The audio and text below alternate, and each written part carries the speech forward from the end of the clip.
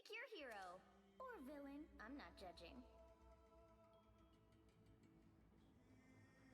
Good evening, everyone, and welcome to the ECAC's Open Collegiate Marvel Rivals Tournament.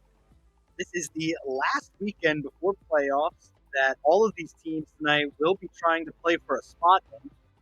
I'm joined by my fellow caster Althea and our observer Beldia. How you doing tonight, Althea? How are you feeling about these games? I'm doing fantastic, and I'm really excited about this first match. We have a great matchup already. Gonna have to get a quick restart in the lobby, but looking at the teams, we're gonna be looking at KSU Academy. They're on a current record of 11-3, so very strong record. Currently in 7th place for the ladder. Important to note, this is the last weekend. Still one more day tomorrow, but all these teams are gonna be fighting for this first place spot, and just in the top three. Speaking of which, in the top three, for the other team, we're looking at Purdue Varsity Gold on a current record of 14-1. They're currently 3rd place on the leaderboard, just behind, I believe it is Sac State Green and FIU Panthers Gold. So they are really close when it comes to getting the 2nd place spot as well as the 3rd. So they are here to win. They're here to fight for this top spot, trying to get their nose in that money. And so, yeah, these teams both really powerful, great win losses for both of them, and I'm hoping for a great match tonight. I absolutely am too, and like you said, these two teams are certainly titans of their own, putting up good records, both teams. This should be a great match to start out on, as we will get into the intergalactic empire of Wakanda. Yeah, I don't know if this is going to be the starting map for every game. I know it does change week to week, but I'll be interested to see what we get out of these teams. We have seen, I believe we've seen Purdue or KSU. Which do you know which side is which right now? I'm a little unsure. I believe KSU is on the blue side, and we have Purdue as the red. Okay, yeah. So I was gonna say, I believe KSU we've seen quite a lot. We've seen a lot of good speed, magic, uh, Tracer as well, JMac, definitely a Thor player we've seen. Mhm. Um, Purdue, I don't think we've seen it all. I don't think. I I recognize don't think so. Hullabaloo, may possibly, but if we have seen them, I think it was probably once quite a few weeks ago. So I'm excited to see them again. Current Mhm. record, I mean, these top teams, they get a phenomenal record, and from there they can just kind of sit on it for most of the tournament, just kind of waiting for somebody to challenge them. And now Purdue is getting challenged. They know people are going to be fighting this last week, so they're playing to win in this last one. That's why we can see them right off the bat, 6 p.m., getting into a game, and it's definitely not going to be an easy one for them. Certainly won't be. KSU looking to make that 14-2 going into this one. Invisible Woman ban from KSU and the Adam Warlock ban from Purdue. I mean, we've seen a lot of that res comp coming out with Adam, with the Star Lord and the Mantis. Really strong pick. We did see Hullabaloo and Rowan hovering those picks already, but it did get banned out. Hella save from Purdue, and the group ban will finish up their picks and bans. We will see what KSU will choose as their last ban here. Yeah, I mean, that group ban is definitely interesting. I don't think it's something we see too often, but Groot is definitely top of the meta right now. Just the amount of map control that Groot's able to have is incredible, so I'm unsurprised to see that. Especially from Purdue, we can see this strange Magneto. I mean, that double shield comp, you're going to be lacking a tiny bit on that damage. If KSU would be running that Groot, you're not going to have a lot to shred those walls. So definitely a strong ban if you're them. They know already, just based off their picks, they know how their comp runs and how they play, and that's something that you can definitely see the difference in between these top tier teams and some of the lower ones. Is these teams don't exactly always pick off the other team, but they pick the comp they know their team works on best and just runs with that, and very rarely needs to make adaptations. And where we really see that shine is in between the maps. Occasionally you'll see people target ban a specific player based off the last match, but the teams will continue to just ban something they know counters theirs and just play for that map and not the last one. They certainly will. And as for playing this map, JMac already on a great hover. This thing playing into the double shield. Obviously, he has no idea. This is just a good call. And I think this might even give KSU the upper hand in this fight. We will have to see how this first one goes down. Purdue definitely, on paper, the stronger team. But KSU has a mighty fine comp here. Yeah, I will say, I think this is the first time we've seen JMac come out of spawn first round as somebody other than Thor. That's usually the go-to pick for that. But hey, it's going to work out. And important to note, Purdue running this triple tank as well with this thing is going to be definitely interesting. We haven't seen too much stray from the 2-2-2 comp. So I'm really for it here for Purdue. I absolutely am too. I mean, I did not catch that as they were walking out, but the triple Vanguard, certainly a lot of big health pools on this point. Mist and Curly finding a pick. The triples Vanguard find 3 picks of their own. And I believe that will be Purdue taking this first point pretty quickly, actually. Yeah, I mean, really, it seems like just how the aim was playing there on this thing is almost more like a flank DPS of just running in that back line, causing a bunch of mischief, almost like a Black Panther, where you're just running in there, causing some havoc with this double shield, just taking the space, forcing KSU back. So that was a very quick and efficient tank and take, and already we see KSU making some very necessary swaps. Just like Magic on this Punisher is going to do work into these shields, not to mention just shredding the thing. So I really like that Punisher pick. And because they already have this Bucky, we can see that Skulldigger on this Rocket now, just getting that ammo team up, is going to be doing some great work. He certainly will. Fate of Both Worlds trying to help that Kraken impact will shut down Tracer. Purdue doing a fantastic job withstanding the push that KSU is trying. Now even doing a little bit of a push their own. Getting real aggressive here, close to that spawn door. Clobbering time was committed there from the aim. But I think Purdue is okay losing that ult for right now. Yeah, I did commit the Luna as well, but 4 ults remaining, and they are definitely powerful ones.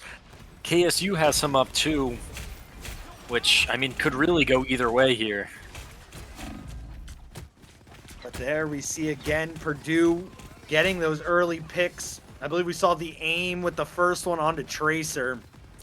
Fate of Both Worlds from Rowan, using that God of Mischief to copy that Luna Snow ultimate. Trying to keep Purdue up and at the front door here, as KSU will have one more push to really make it count.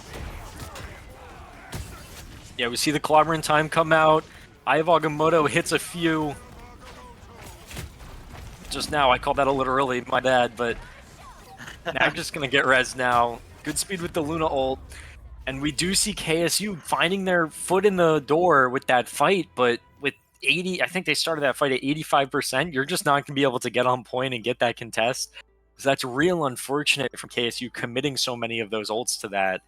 Although we did, I believe, get the Eye of Agamotto out of Purdue. That's going to be much easier to push into. However, we still see Purdue with this Hela ultimate, Goddess of Death, I believe, and KSU now left with nothing. I mean, 30% is your closest ult charge, and that's definitely tough if you're KSU.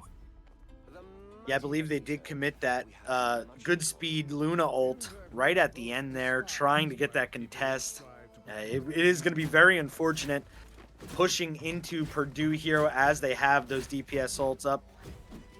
We're going to see if that just comes out right away from Ka, that Goddess of Death. Choosing to go to that high ground, maybe? We will see the rollout from Purdue and where they choose to attack. Actually, just opting for a portal right to point, I would assume. No, an aggressive right portal. For the choke. They did this last time as well. Last time it was a little more on the point, but this map just fantastic. Immediately taking this choke and finding a quick pick on a Tracer. Will get rezzed, but Magic's setting up in the turret, getting knocked out quick as well. You see KSU gain a little bit of space here, but I think these tanks are just too tanky. Absolutely. I mean, like I said, they have a lot of HP pools on the side of Purdue. KSU trying to chop them down, but it's just not working in their favor right now. I mean, that was a quick take for Purdue. They did commit Hullabaloo's Luna Snowball. Still haven't even capped the point. Gonna need to back up and do that, I assume. Rowan is getting that touch, but honestly, right now is when KSU is going to want to strike. There's semi down a support backing up. It's going to allow them to get through this choke, but I don't know if it's going to be enough to stay alive yet. Oh. Is just finding these picks, using up that rocket, BRB, the beacon, the revive. Once that is down, it is on a 40-second cooldown, I believe. Magic will find the aim. That will be the opening pick for KSU. There's a second from Goodspeed. Kraken impact comes out from Tracer, but a well-timed ult, I believe, will negate it. Nice Eye of Agamotto from Sumo and a Meteor M. We have an ult fest going down. Apollyon finding Rowan. As KSU still hasn't made enough room to get even close to this point. Now they're on. Now they're pushing. Getting it capped. But not without a fight from Purdue. Yeah, still not flipping the point yet. Both of these Luna Snow ults come out, and have a feeling we're not going to see a pick for another 10 seconds here, as it's just Things, Magnetos, and Luna Snows brawling it out on point. Clobbering Time, I think, comes out, finds a few from J-Mac. Tracer finds 2 with that. Make it 4. 5. We get the 6. The full team kill. No, not quite. Yeah, That would be Tracer just KSU swinging it.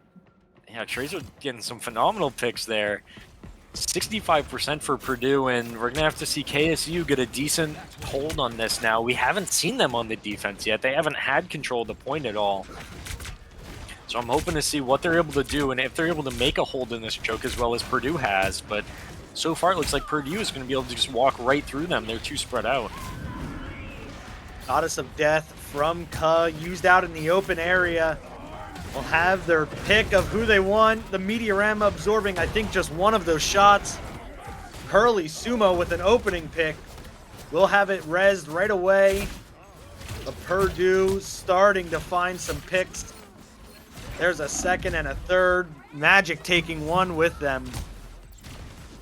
Even a Fate of Both Worlds, or a God of Mischief there. Rowan using to copy the Fate of Both Worlds there. Yeah, the point back over to Purdue now.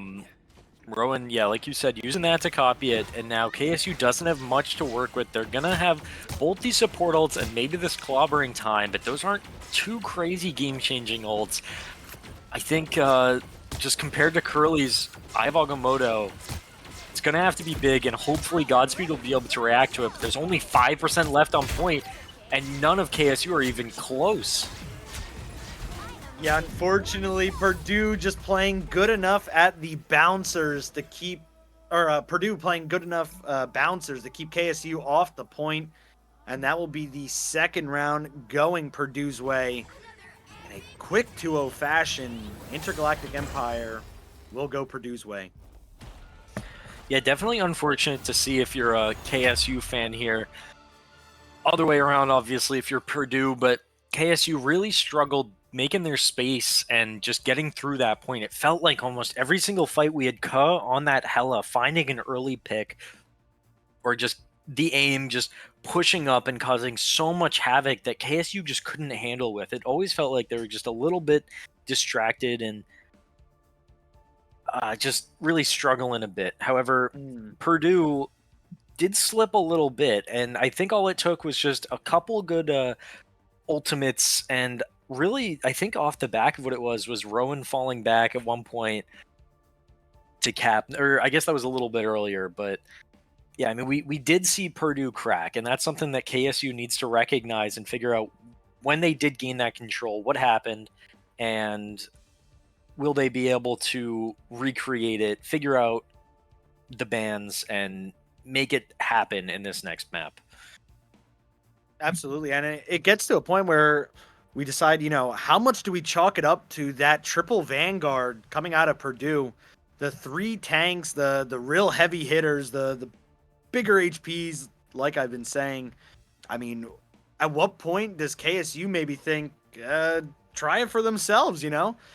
It's working out pretty well from Purdue. It might not just be a practice strategy from KSU, but that really enforces that these roles are open. You can have multiple of each. We usually see that 2-2-2 balanced comp, but here we see the 3-1-2 doing wonders for Purdue here. Yeah, for sure. I mean, definitely was not too surprised by it. It definitely seems like a strong comp, especially with the double shield in the combination with the thing, is going to allow you to keep up that aggression with that kind of missing out on some of the damage. Not to say Magneto Strange can't do damage, but compared to somebody like a Punisher or a Bucky, you definitely can keep that aggression up, and you don't necessarily need that damage if you are putting that much pressure on the team. I mean, you can see like the not the healing difference, but the difference in the fact of the triple tank compared to the double tank.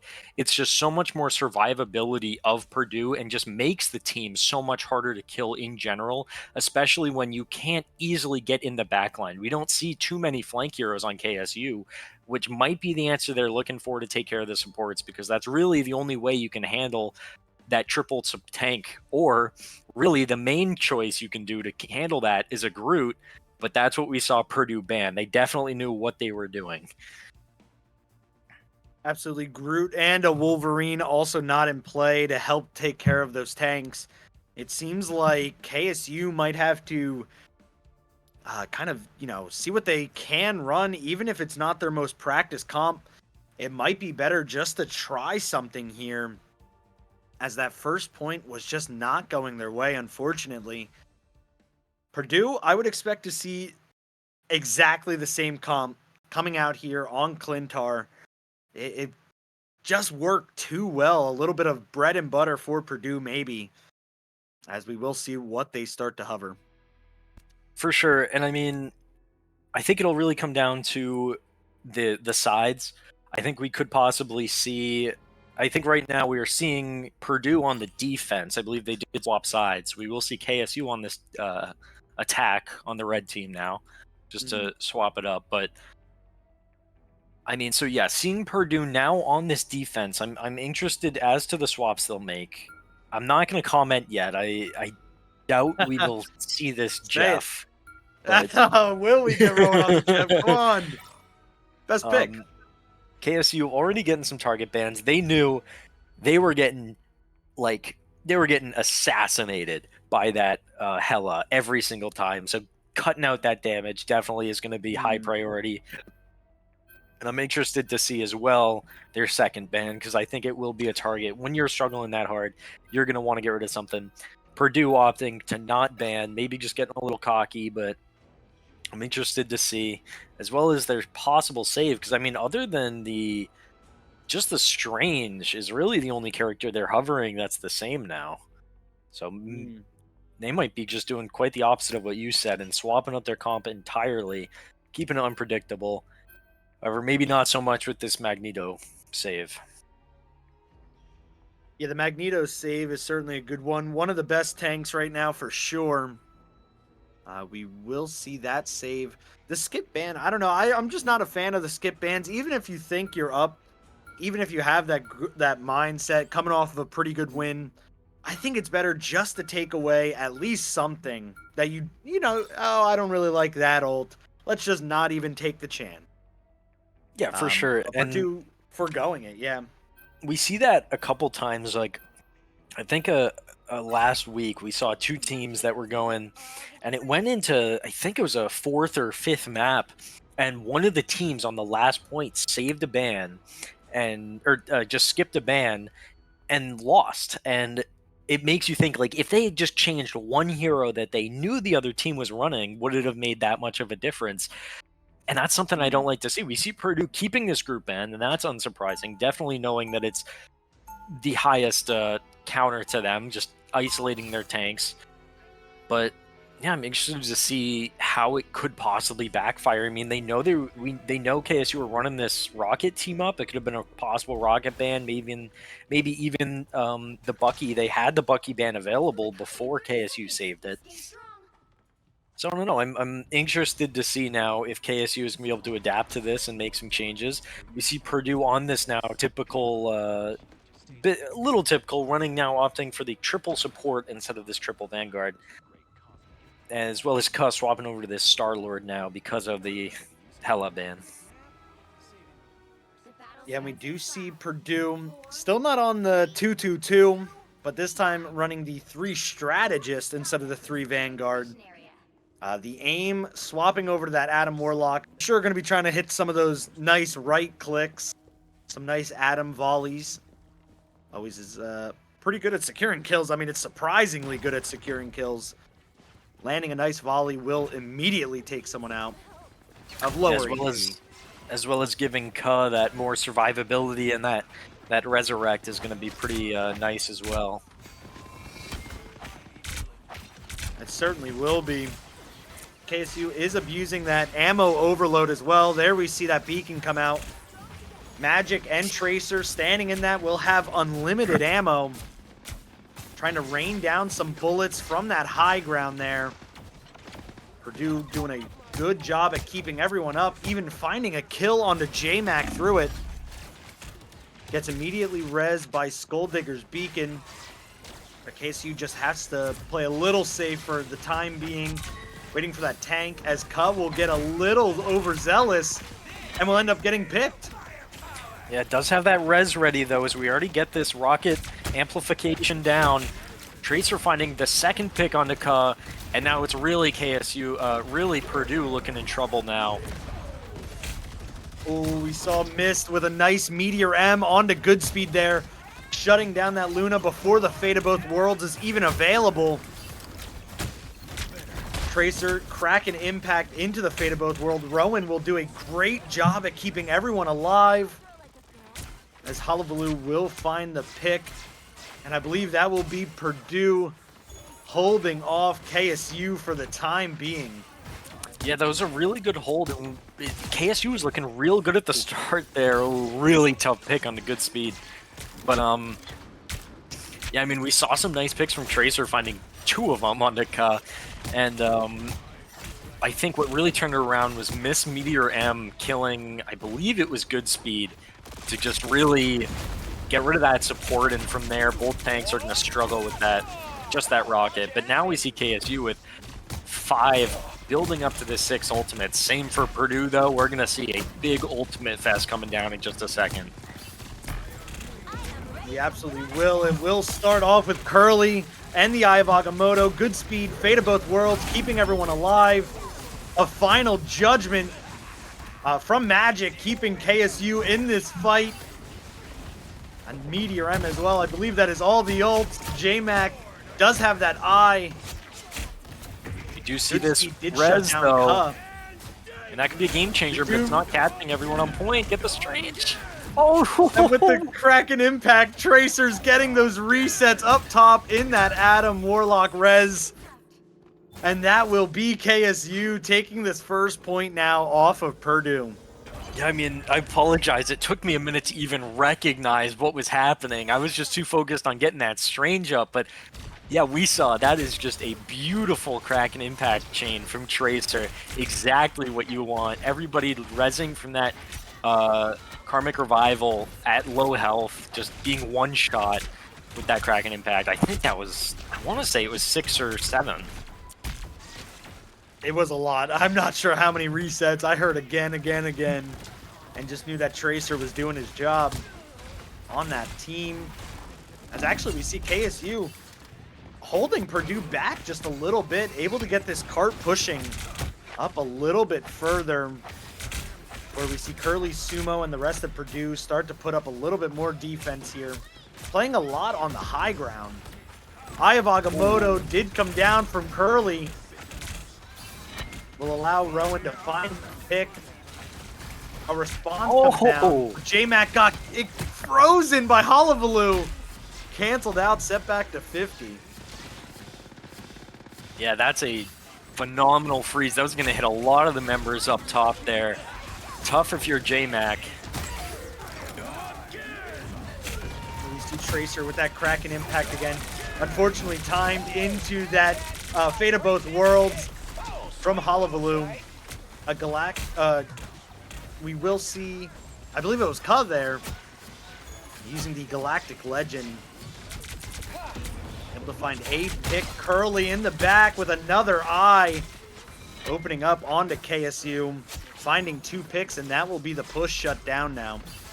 Yeah, Goodspeed having a really rough game now. It feels like every fight, they're the first down, and that's no hate to them. It's just Purdue definitely knows their targets and doing a phenomenal job of taking care of it. For example, I don't know how good it is committing an Eye of Agamotto to solo ult to Luna Snow, but it works out. They're buying the timer down, and I mean, they're holding good space. 1 minute left, about half the distance to go in this second point. Looking pretty good for Purdue right now. It certainly is. They might have slipped up a little bit on that first point. Do not want to let it happen again. Certainly playing like they mean it here in this second. Just seeing this fight happening. No picks just yet. Magic will find Ka, though. Opening it up now, putting KSU 1 member up. But Curly will even the score. Magic gets a res, Tracer will fall too. And now we see 5 ults almost ready for Purdue, and not so much with KSU. Still about 50% on 2 of their ults. Making it 70 now, getting them up real quick. Oh, Curly with a huge Eye of Agamotto. Freezing the members of KSU in place. Enabling those picks to come through. I don't know if KSU will have another touch with just 10 seconds left. Yeah, I mean, 7 seconds to get that strange portal down. I don't think it's happening. Not quite. It did come through just a second too late. And that will be Purdue stopping KSU shortly after that first point went down.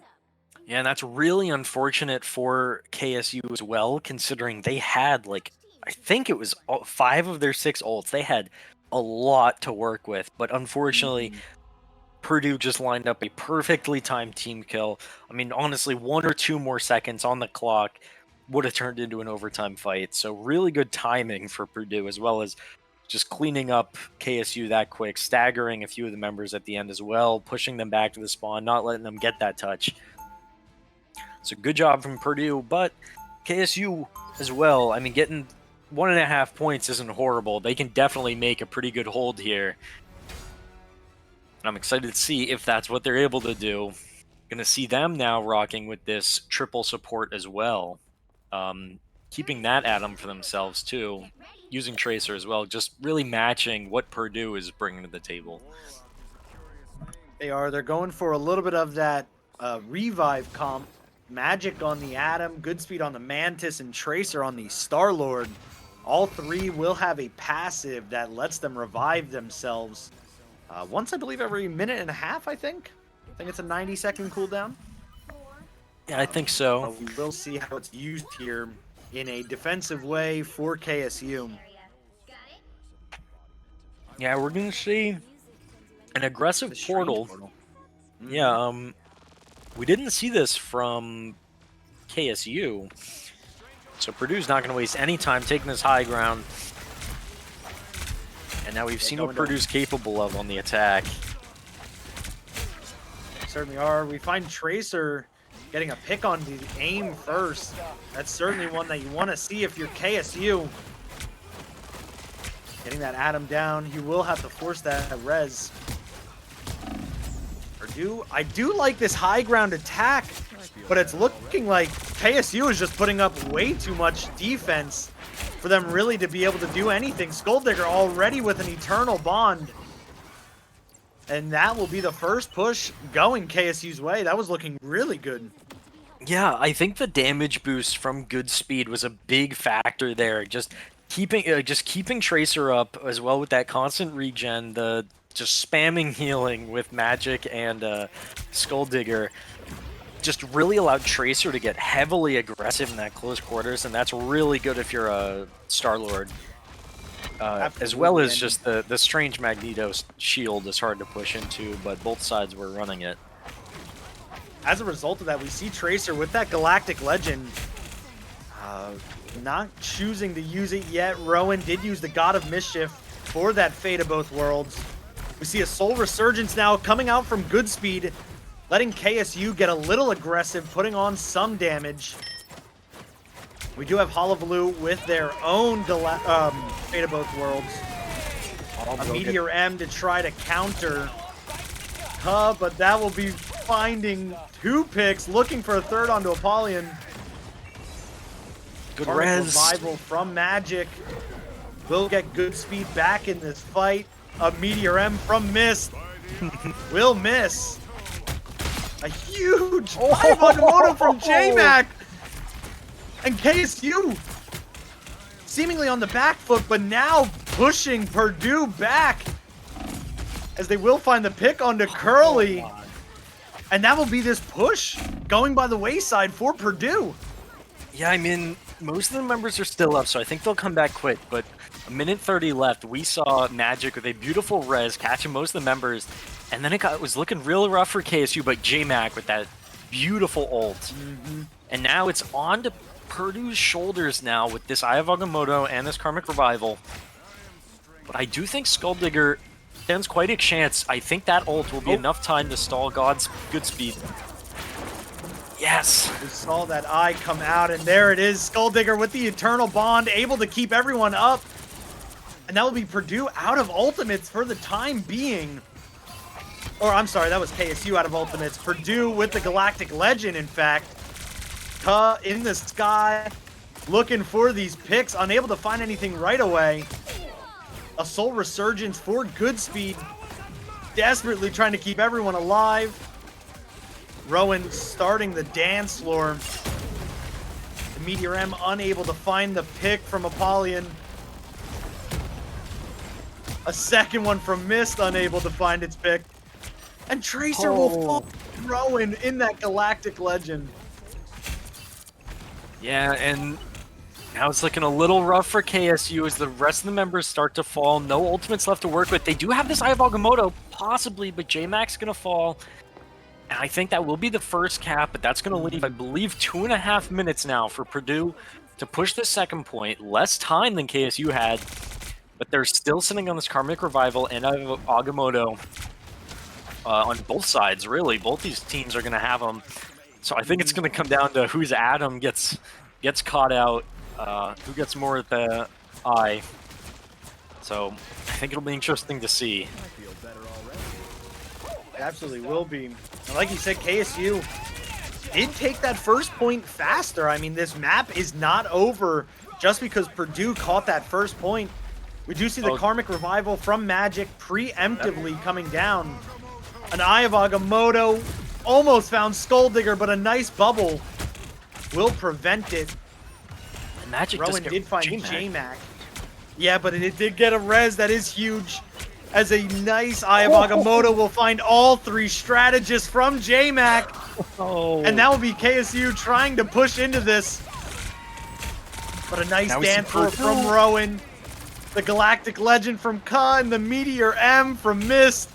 Purdue pulling out all the stops, throwing the kitchen sink at KSU. All they have is Tracer in the sky to respond. And a second Fate of Both Worlds from Purdue. Hullabaloo will not let anyone fall just yet, as they will still fight into this, even finding the picks onto KSU. And that will be the second map going Purdue Gold's way. And that is just so unfortunate to see. I mean, congratulations to Purdue. That was a beautiful show. But I wanted to see this game continuing. I wanted to see a map 3, a map 4. That was just absolutely... I don't even know if you can go map 4, actually. But we really saw KSU really come back here. And just a beautiful defense there. Beautiful showing of the ultimates. J-Mac, absolutely phenomenal Eye of Agamottos as well.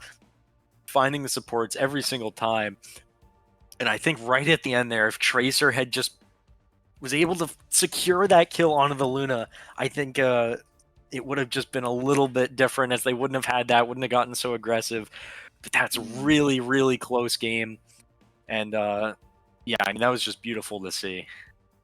Absolutely. I mean, KSU certainly were the underdogs going into this match, but with that performance that we just saw, I mean, it's definitely showing you why they are here to play. While their record maybe isn't as good as Purdue, they are a great team with great comms, a deep hero pool, even throughout some of the bans. I mean, they were still making the swaps, trying to do whatever they could.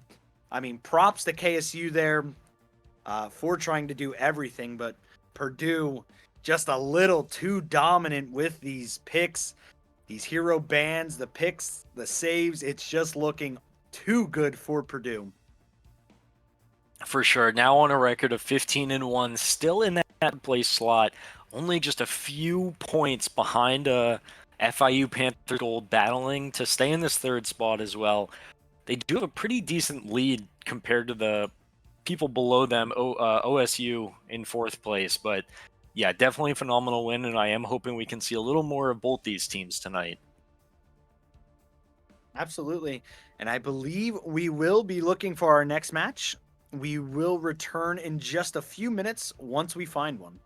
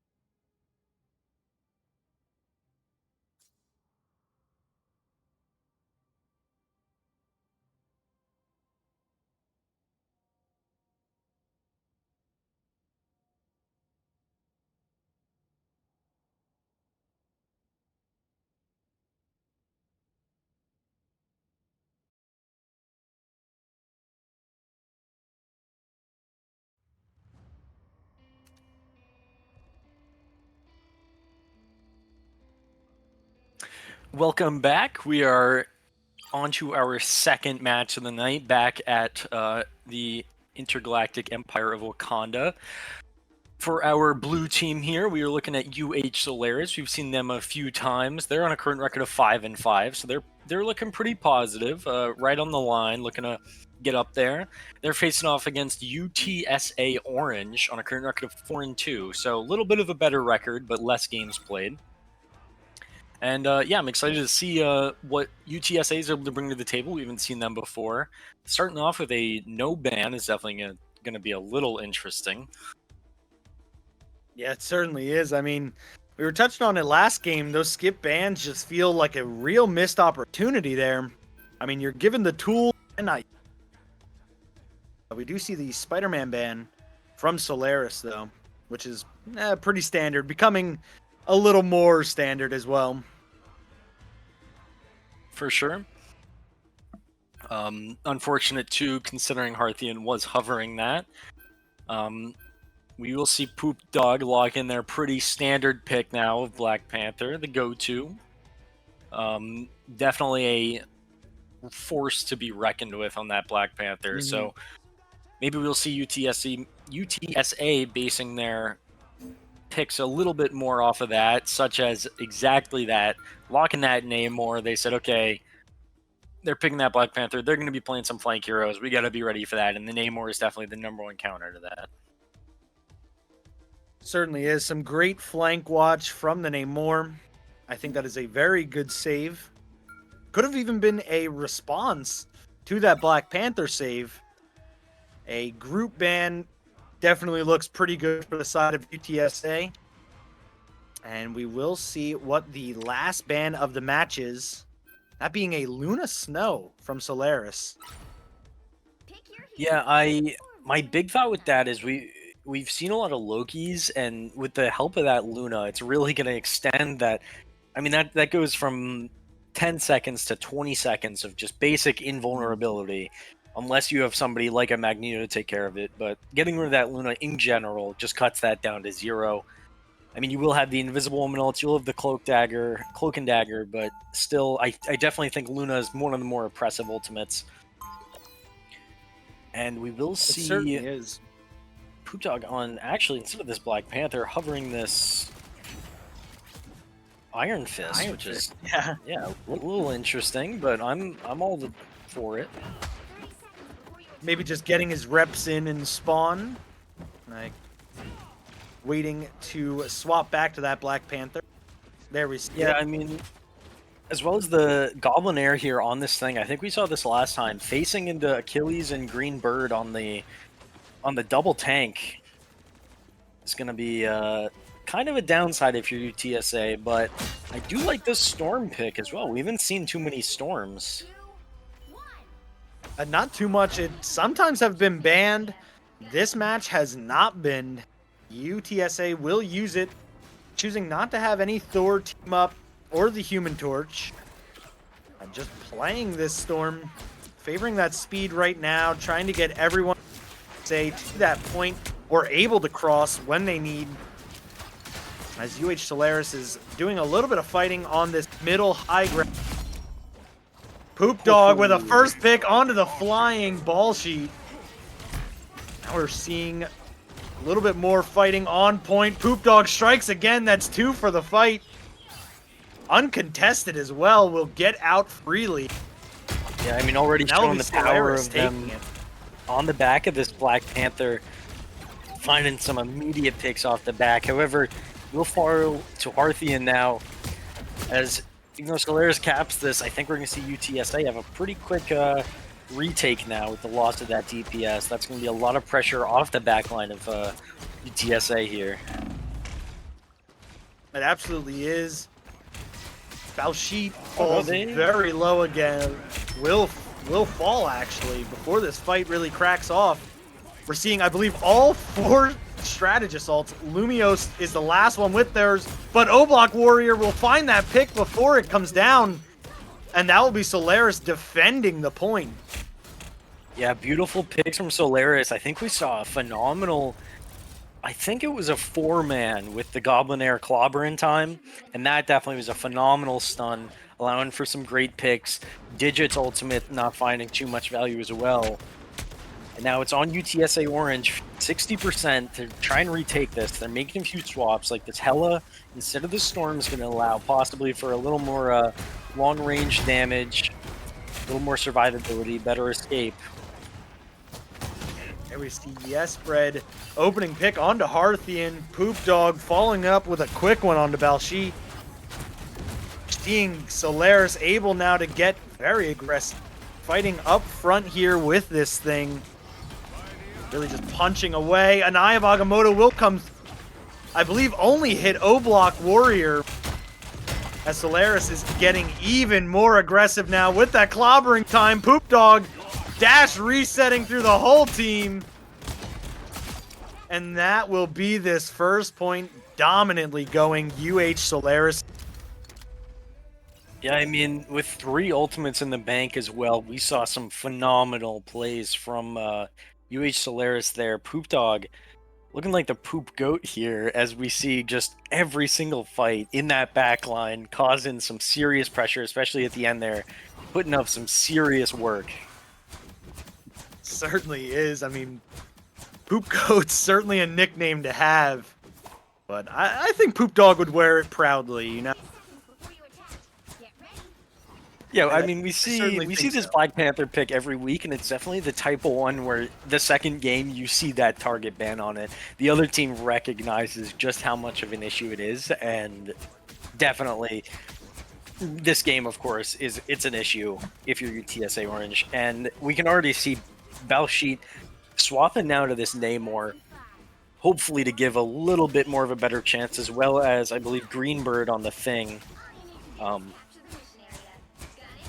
Gonna allow for a little more survivability for UTSA, and hopefully they just in general, other than just the hero swaps, just their positioning and their team play and coordination is focused more on taking care of the major issue, which right now I'd argue is Solaris's DPS.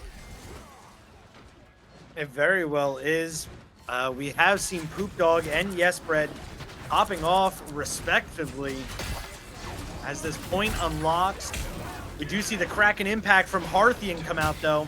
Find the first, looking for a second, very patient with that ult.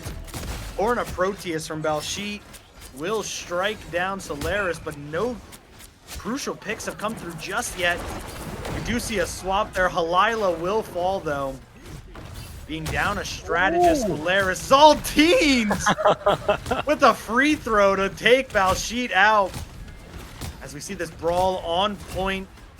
As Solaris is outnumbered a bit, they will fall, and that will be UTSA taking it first. Yeah, Greenbird finding 2 on this thing. And I mean, I just want to say, Zaltines with the 3-point shot onto Balshi was pretty funny to see, despite the lost point. But we can definitely see UTSA Orange now with this increased pressure, increased just overall team comp. Looks like they're playing much more confidently now on this second point, pushing up, holding this choke, and I think as long as they keep the pressure on these DPS, it'll work out.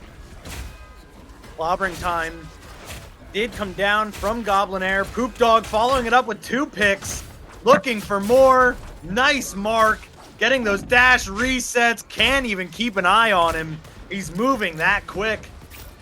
As Solaris quickly swaps back that point from UTSA. Yeah, I mean, once again, off the back of a beautiful clobbering time from Goblin Air, Poop Dog's able to just go right in on the members that are stunned. They're all lined up perfectly for them.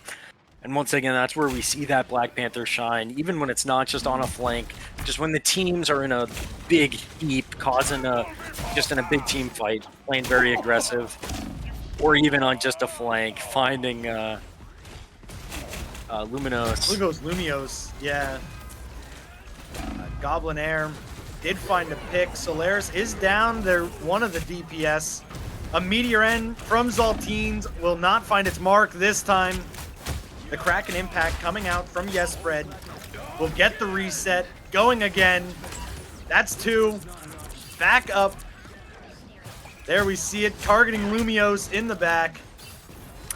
Yeah, but just hitting that running invisible off the woman, members. they will fall out.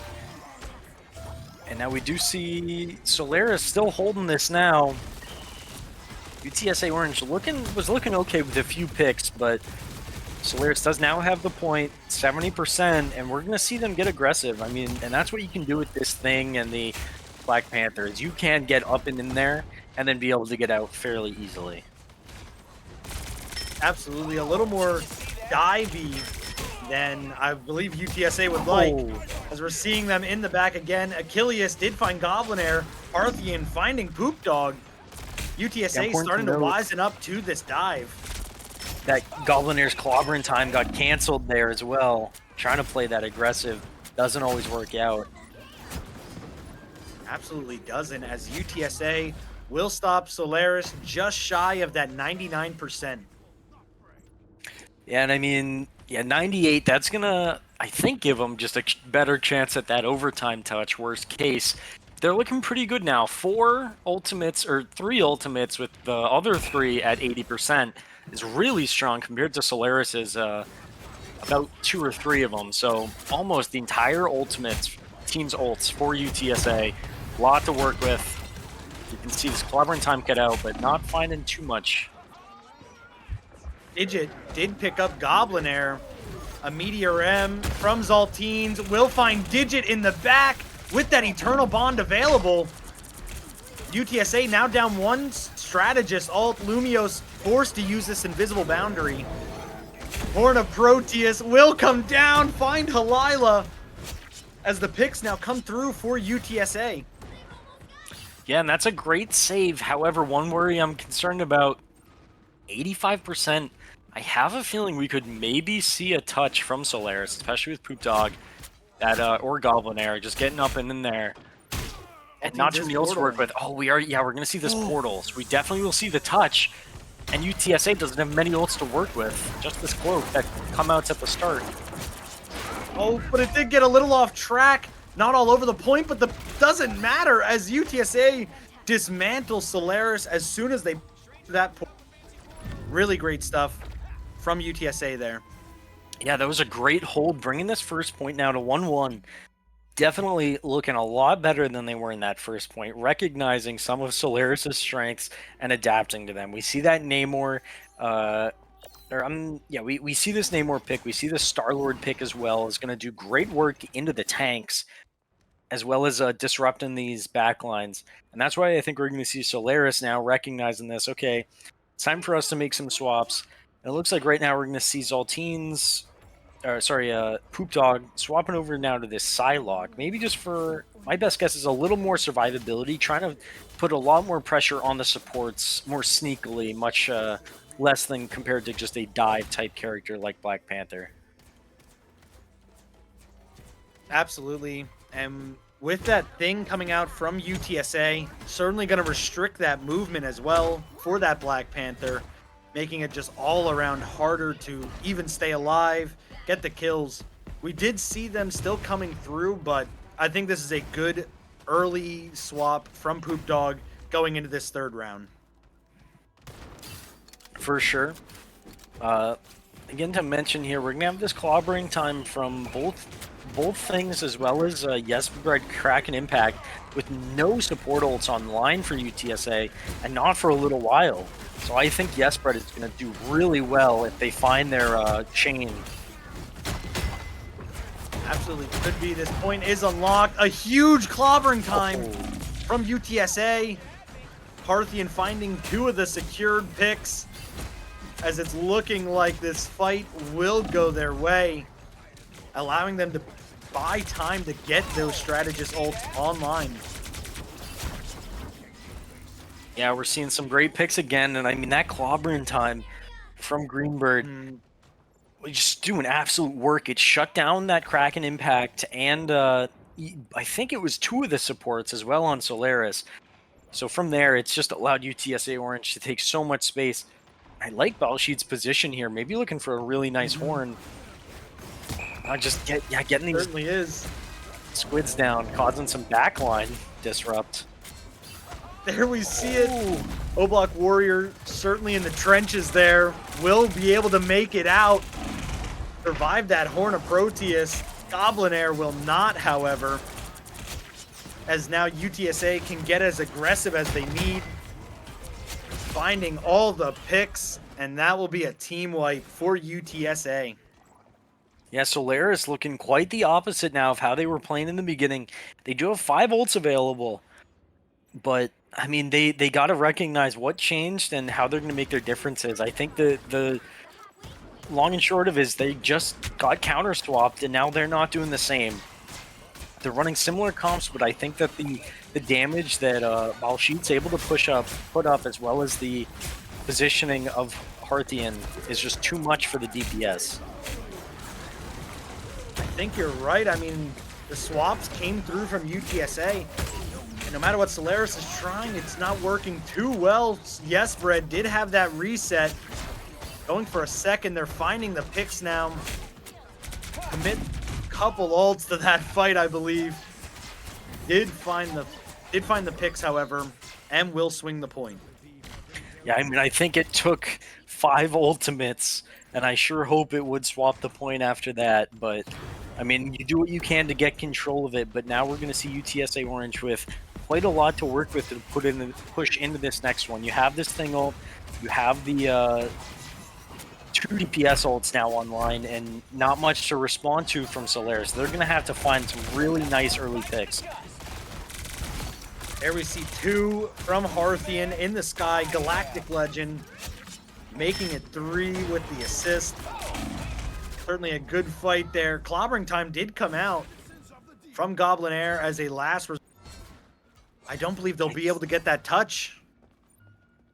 Zaltines makes the swap to Strange, but coming out of spawn, I don't know. I think it'll be right at 99.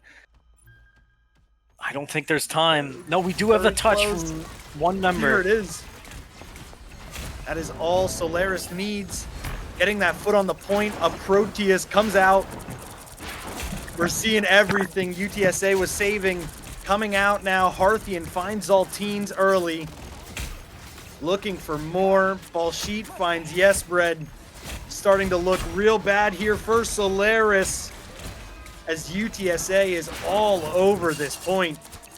O-Block Warrior with an Eternal Bond, however, able to try to keep everyone for Solaris up, even get a few picks.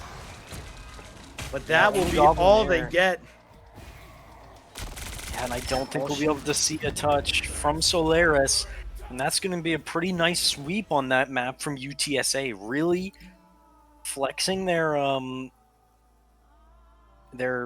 flexibility, I guess, when it comes to their picks. Being able to get some really nice counter swaps and show that even though they lost that first round, they're able to adapt really well and come back.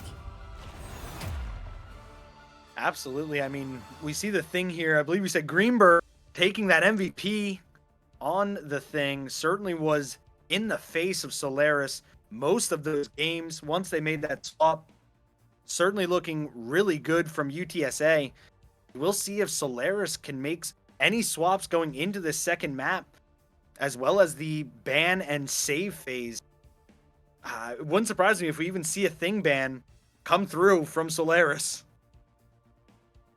Yeah, I mean, I wouldn't be surprised either. Although looking at the scoreboard, we do see the thing is the MVP, but stat-wise, it almost all goes to Hearthian on that Star-Lord. 38 kills. That is, I mean, 7 more than Baljeet. Most kills, most damage, and most final hits. Just absolutely phenomenal play from that Star-Lord, and I definitely think that was one of the deciding factors. I believe they were playing... Do you remember who they were playing at the start of the initial point? Were they on that Star-Lord? I believe they were. One at first opened, Hearthian, I thought, was on it. Certainly was looking great on the pick, if not. Yeah, I mean, it does a phenomenal job, especially when it comes to taking care of the tanks. If you can just farm your ultimate on that, it's going to allow for some really easy ult charge. Not to mention, I think a lot of the kills we saw was with that E, just that little barrage in the ring around you doing some nice damage. We saw some great team-ups with that and the clobbering time, just in general, swooping around, getting some really nice damage down. And with UTSA Orange with the aggression that they have, the Star-Lord in the sky is going to be real hard to keep track of. So I think that's part of the reason it worked out. For UH Solaris, I'm hoping this next map they're going to see what worked for them in that first point, and then what changed, and just making the picks and bans to help that happen. Absolutely. It would not surprise me, like I said, if we see a different pick and save phase here coming out of UH Solaris, kind of just as a response to what UTSA was running. I mean, they were looking good on that Star-Lord. They were looking good on that Strange. The Namor was a thorn in the side. It just feels like maybe there's too many characters that Solaris is just going to have to choose what is going to be the most devastating for us to go against with the comp that we have in mind. For sure, going to Hall of Jala now, still on the Intergalactic Empire. On Convergence, it's going to make a big difference. It's much more attack defense oriented. It doesn't flip as often. So I'm interested to see if these teams will run any kind of differences. Maybe more of a long range damage type comp for that defense, like a Hela or that Bucky again. I wouldn't be surprised if we saw that Bucky ban. We did see Solaris doing some decent work with that. Important to note as well, the team switching sides. So it'll be Solaris now in the orange and UTSA in the blue. Yeah, I don't believe we had the Bucky. I thought that's what you were saying. The Spider-Man and the Black Panther first. UTSA, that was their skipped ban last round, deciding to use it this one and locking out that Black Panther from Poop Dog. Maybe already anticipating it. That's why we saw the Bucky hover, as now they have a chance to save it. But saving Groot instead, I do like that. And probably banning Wolverine if they're going to save the Groot. Yeah, the Wolverine's definitely a pretty good pretty good counter to those tanks picks as well, so it wouldn't be unsurprising. And I think we do typically see the Wolverine ban for Solaris, but I also wouldn't be surprised they're on the losing end here. You might want that target ban, and they're opting for the skip. That's not maybe something you want to see. Possibly? I'm not too sure. Either way, that last ban would have been pretty nice to have for Solaris. I'm not sure what happened there. But with just the Groot, we do see Harthian was hovering that Wolverine. We see it locking in now. It would not surprise me if the Groot is in play. We just see a quick Wolverine swap to deal with it accordingly. Yeah, for sure. That Wolverine definitely will do work. Maybe a little hard to get value of, especially on the defense, but if you can isolate pretty well, I think it'll work out. Speaking of quick swaps as well, Goblinair on this Penny, definitely going for these out-of-spawn lineups. I believe so. Yep, there we see it. Looking to the sky. A successful one yet, but finding the right lead. See if we see it here. Oh, the unsuspecting thing. I think it's they see the lasers. Wait, they see the lasers. Yeah, they're gonna. Is it? You gotta fix your lineup, Goblinair. Come on, that's sloppy. That's sloppy. Yeah, you look down. There's the taunt descended home. You gotta get him on the wall. Oh, unfortunate, but also fair, I guess. I'm gonna see Goblinair swap into this Groot. It could have been pretty big, yeah. The issue often is it usually catches a support or somebody pretty early on, and they're usually back up before anything even happens. We almost see Balshit get caught out here and fall early. We do see Goblinair on that Groot. Certainly a good pick. We've seen it before. Here we're fighting into that Wolverine. Parthian will be targeting that Groot right away. Achilles will help the pick come through, as UTSA is looking pretty good in this first fight here. Even getting a little aggressive now. Another great pull from Harthian. Another steal. Yeah, already looking pretty good on this Wolverine. Yeah, we saw a great pull on that on Goblinair at the start. Oh, almost. I thought they were going straight. Oh, gonna fall right down. Yeah, Harthian just doing work on this Wolverine. Gonna struggle, especially Solaris isn't running this thing, so they are gonna not have that kind of invulnerability from it. And I think they are gonna turn to regret not getting this ban. They get another great pull on the Goblin Air. I absolutely think so. I mean, the joke is a running joke is Groot is definitely Wolverine's scratching post. He will make minced meat, or I should say minced wood out of Groot every time. And there we see Goblin Air recognizing that, making that swap to thing. Yeah, not to mention this fastball special team up just makes the Wolverine just a little more dangerous. So we're getting these crazy lineups. Oh, where are we going? Okay. Oh, I don't Just even think looking for Hearthian knew anybody. where that one. Yeah. Now we're looking at Nice both these trajectory. teams really close to all 12 ultimates. So it's really going to come down to this next fight here. Ooh, we see Hearthian getting a little aggressive. Will end up getting a pick on the Zaltines, however. Eternal Bond was committed from Digit. Both strategists from Solaris as well. And it's not going their way. That's incredibly unfortunate if you're Solaris. You can look at it that way. However, that was 4 ultimates responded with only 2. So you're now going to have 4 to go in with, 2 of which are the DPS, 2 of which are the tank as well. You're missing out on both those support ultimates. But really, UTSA's, the 2 ultimates they're rocking with aren't really ultimates you need supports for. Started with a great pick on the Digit. Yeah, there we see both strategists falling pretty quickly for UTSA there. Solaris, Yesbred did pop that Galactic Legend, but it was really a great pick they got there. As now it's really opened the door for Solaris to cap this first point. Yeah, finding some great picks on the supports at the start, and like I said, we saw UTSA orange commit just a little too much, so they will get the touch with the Strange Portal. Finding Last Balsheet and second Digit. touch. But yeah, they're gonna choose to commit the ults. A clobbering time from UTSA. Desperation attempt. The point has already been capped. And that will be it for that first defense point for UTSA. Yeah, and I mean, if you're them, it was an interesting attempt at that touch, but you still know that Poop Dog had that Kraken impact up. Think Goblin Air slowed the clobber in time. So it really is just going to give your team that long spawn, and it's giving up this first choke, which is usually pretty easy to hold on the defense. You're giving up a lot of defensive space going for that. Unfortunate, didn't work out. And now it's 2 minutes left, halfway through this point, in favor of Solaris right now. I'm not sure how that pick came through onto Achilles, but that was a really great pick. UTSA down one of their vanguards, gonna have to back up just a little bit. We did see the Galactic Legend come out from Hearth, but unable to find too much as Halila had that invisible boundary up. Yeah, very good response now. Yesbred finds one in the way back line, I think.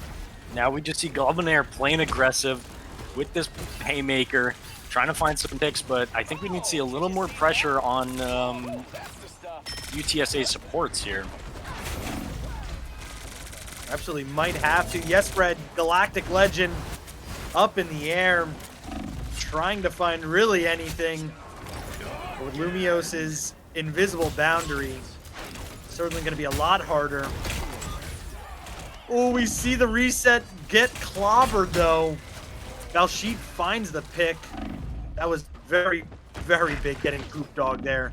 Did have that Kraken impact up again. This fight is still going on point. It's looking like it's 2 supports versus a team with no supports now. But UTSA is going to have that closer respawn, which is going to allow the team to get up much quicker. We see that now as Solaris starts to fall. 45 seconds left on the clock, and they're going to be forced to reset for what appears to be one final fight.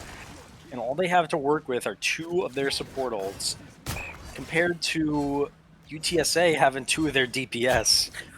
I think I'm going to put that in favor of Solaris. It just depends on the type of trigger fingers we can see from UTSA, and I do think these support ults will stall long enough for some better possible ultimates. Very well could. We do see O-Block Warriors, Soul Resurgence, pop near that point.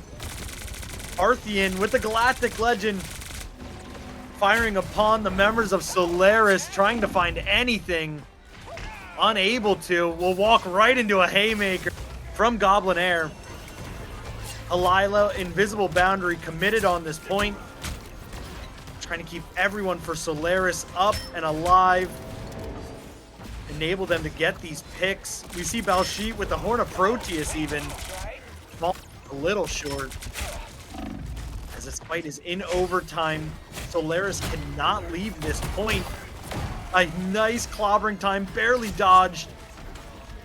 Will help Solaris find the picks they need. That's looking a little rough as most of the members of UTSA Orange fall. And I think we will see... Oh, wait, no, we'll get this Cloak ult out. And there's still a chance. There it is. Oh, okay. That is the counter. Yeah, I thought we may have seen a good touch there, but not with that Meteor M on the head. I guess that is a fairly good exchange, though. You're getting one ult out. With a minute 15 now left, where Solaris is looking to get this last point cap. Absolutely are. Not going to want to let this one go uncapped. They're actually choosing to get a little aggressive here. Taking the fight to UTSA. A Galactic Legend is responded by that Invisible Boundary. Unable to make too much happen right away. Choosing to just play it a little safer. They are going to have to get healed up. A Kraken impact from Poop Dog with an uppercut to find 3. Looking for the reset, and that will be it for Solaris. I think you mean for UTSA, or they're going to likely cap this, but yeah, Poop Dog getting some great damage down there. Phenomenal ult, especially you don't even need that reset, but it's not over yet, as it's going to go into an overtime hold here for this last point, and UTSA has plenty of the ults to spend on it. They certainly do. We see them coming through. The Horn of Proteus, the clobbering time, the Galactic Legend. What more can UTSA throw at Solaris as they find the picks? Solaris will fall short of that 3rd point. Yeah, and we do see that go down with Halila with that boundary, and I think it was a Meteor M from Solaris. But still, going down with those ults is tough, especially one of them being a support. However, you used a lot of resources getting into that, and UTSA, even though they did fall, had a lot to answer with, and that's why we see them retake right at the end there. Very good take from, or defense from Orange. Felt like they were tripping just a little bit, but what it really came down to was just their contest. They weren't always winning their fights, but they were always on that point, stopping it from being pushed. And that's how we, that's a pretty good thing to see. We did see Solaris struggle a little bit on the opening attack and eventually able to flip that as well. So I'm interested to see now how they'll fare on the defense. Yeah, absolutely. I mean, UTSA did have an okay hold for that first one. Only really started to fall once Solaris came through with those ultimates. We will see how it's going to turn out here. We're seeing a pretty standard, I think it was the same exact team from both teams here. We see Harthian back on that Wolverine, just in case Solaris was going to go for that Groot again.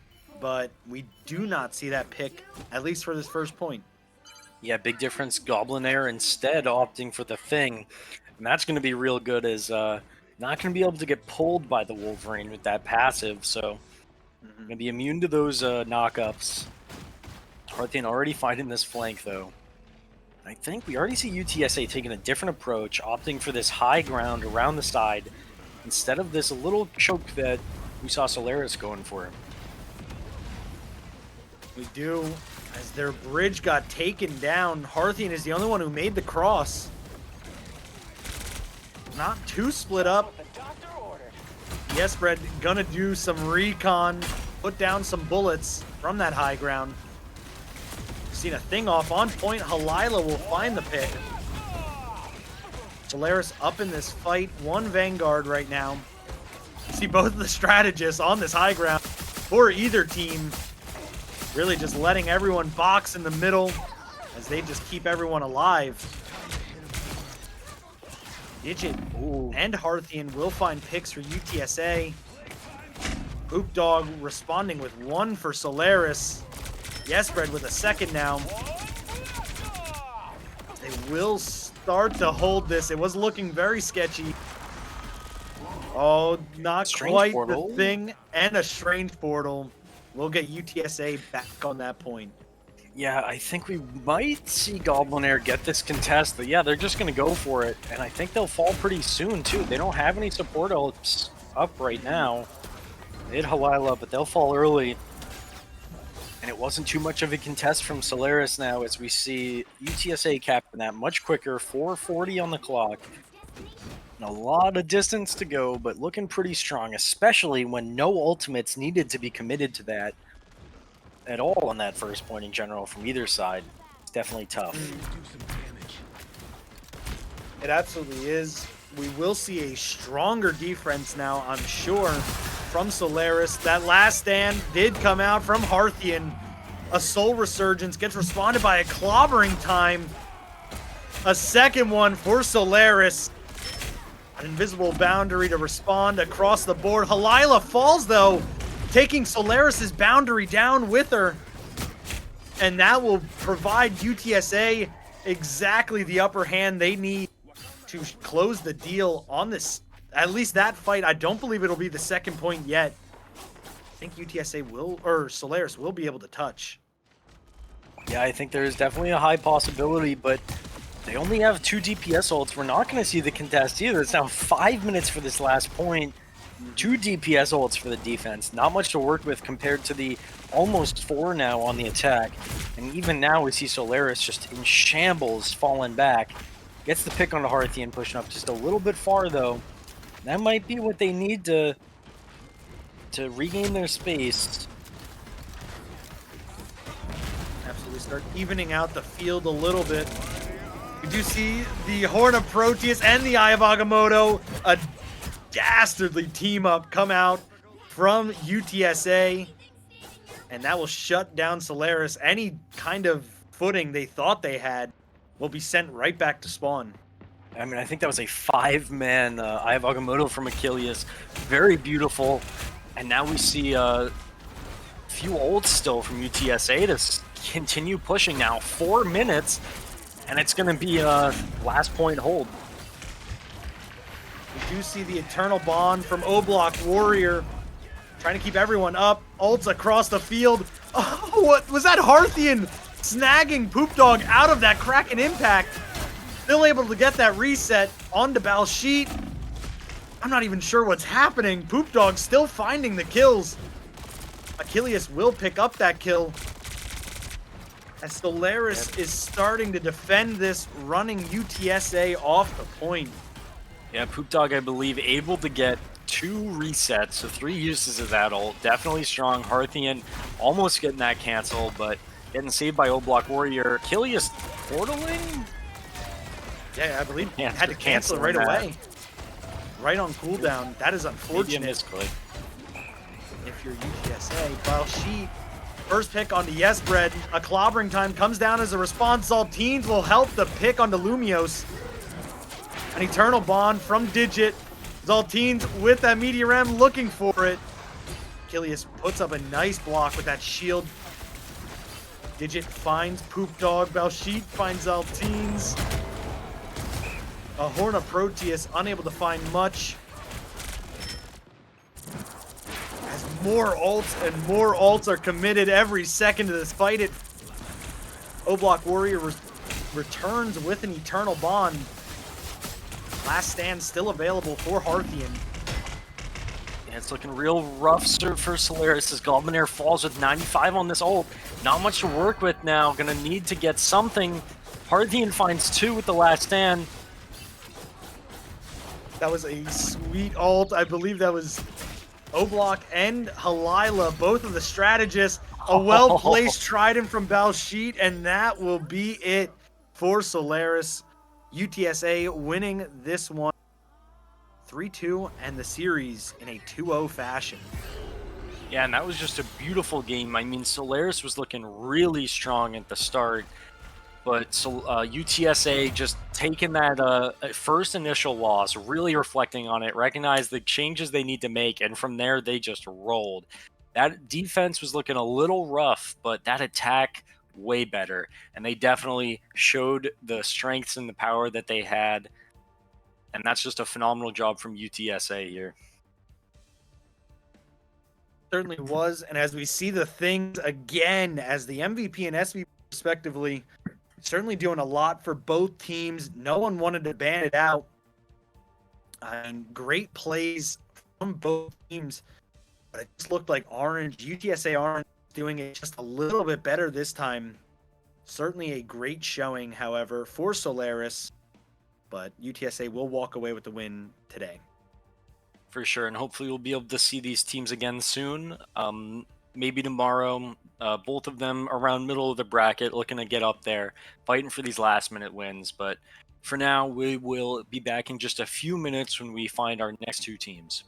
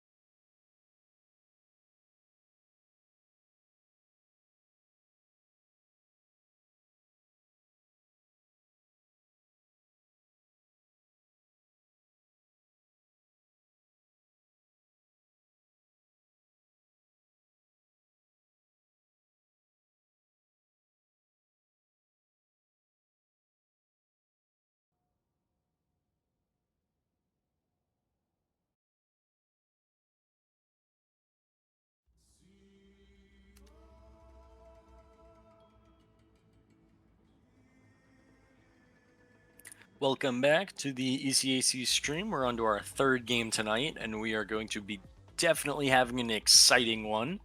Looking at the blue team here, we have MSU Texas Esports. They're in a current record of 16-8, so 2.0 win rate. Absolutely crazy. A lot of games played. However, not very easy, as they're going to be playing into Sac State Green, who's currently the number one in the tournament. Current record of 21-0. The only undefeated team in the top 10, I want to say. Or glancing really quick, top any team, actually. I just quick glance. The only undefeated team who has not had a loss. Very surprising. Doing a phenomenal job. We've seen them quite a bit, and I'm excited to see what they're capable of tonight. Absolutely. I mean, it's going to be no small feat for MSU here. They're going to have to be playing at their A game. Sac State is definitely the Titan right now. 21-0 is just a formidable win rate. 100% literally. Yeah, for sure. I will say I did miss. There's one team that's 2-0. That's Seneca, but I mean, it's nothing compared to 21-0. Absolutely insane. However, MSU definitely has a chance to take them down. They definitely have the experience as well as the stats, I'm going to say, to show for it. 16-8 is definitely powerful. Looking at their picks and bans here, we're going to see Sac State going with some pretty typical ones. We see this Magneto ban and this Adam save quite a lot from them. MSU as well, banning, I believe it was the Star-Lord and I think it was a Black Panther. Bucky. The Bucky, ban, yeah, that's a big one too. I know we see Kai Trex on that quite a bit. And then usually, depending how the first round goes, I think we occasionally see them flash that Widow. Absolutely have seen that Widow come out from Kai Trex before. Certainly is in the arsenal and deadly. Choosing not to go for it right out the gate here. It is good. We saw that Adam save from Sac State. And then as a response, MSU got rid of the Star-Lord, which is just a great response, saying, hey, if you're going to play that revive comp, you're not going to have the DPS to be a part of it. Yeah, for sure. And that's definitely a very smart ban. You see that Adam save, you got to be careful. So definitely a very strong choice for that. And I mean, I don't think we're seeing too many team-ups from either side. We're seeing the Spider-Man Venom one, as well as the Hela and the Loki one for that res. So if there was a Star-Lord, it would have been dangerous. It certainly would have been. We see Sac State taking this point. Still Print will find a pick on the Squeezy though, or Squeezy. Yeah, and losing your tank like that, even though Sac State got the cap, they're going to be able to retake really easy, pretty uncontested. Baboon's Boat will find claims on this back line. Doing great work on this Spider-Man. We haven't seen too many tonight. And that, I think that's going to be a flip over to MSU. It absolutely was. I mean, that was a perfect response. Kytrex with a nice volley, though. That's one way to take care of the Spider-Man. As now Sac State is grouped up, looking to make this push back to point. We're seeing the haymakers coming down from Easy, making space as they go. Ultimates are available here for MSU. Not going to surprise me if we see them come down early. This invisible boundary is available. Yonkim's already having this ready. Going to use this cloak ult from a trash ban to getting aggressive with it. So is this karmic revival from Kytrex before any deaths. Getting claims though. Oh, a nice Eye of Agamotto from Sage Balls. I believe hit 3 members of MSU. Opening the door for Sac State to get back on this point. Feast of the Abyss from Dewwaffle. But that will be all in vain, as Sac State will swap the point back.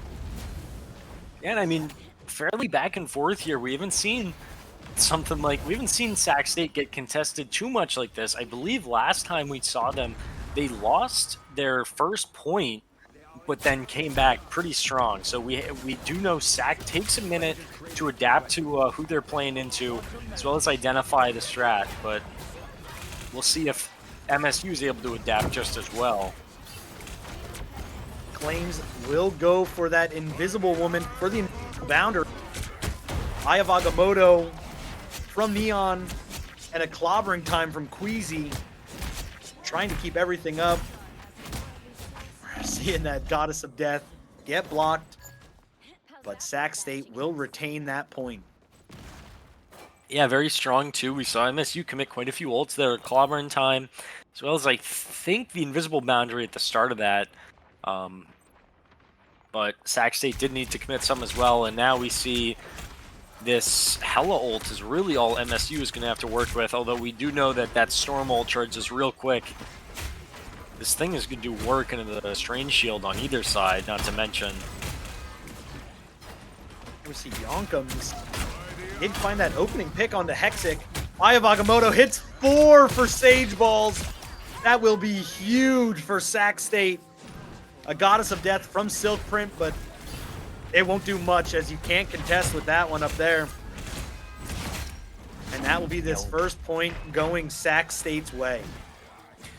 Not exactly yet, but I think we will see MSU not able to get this final touch.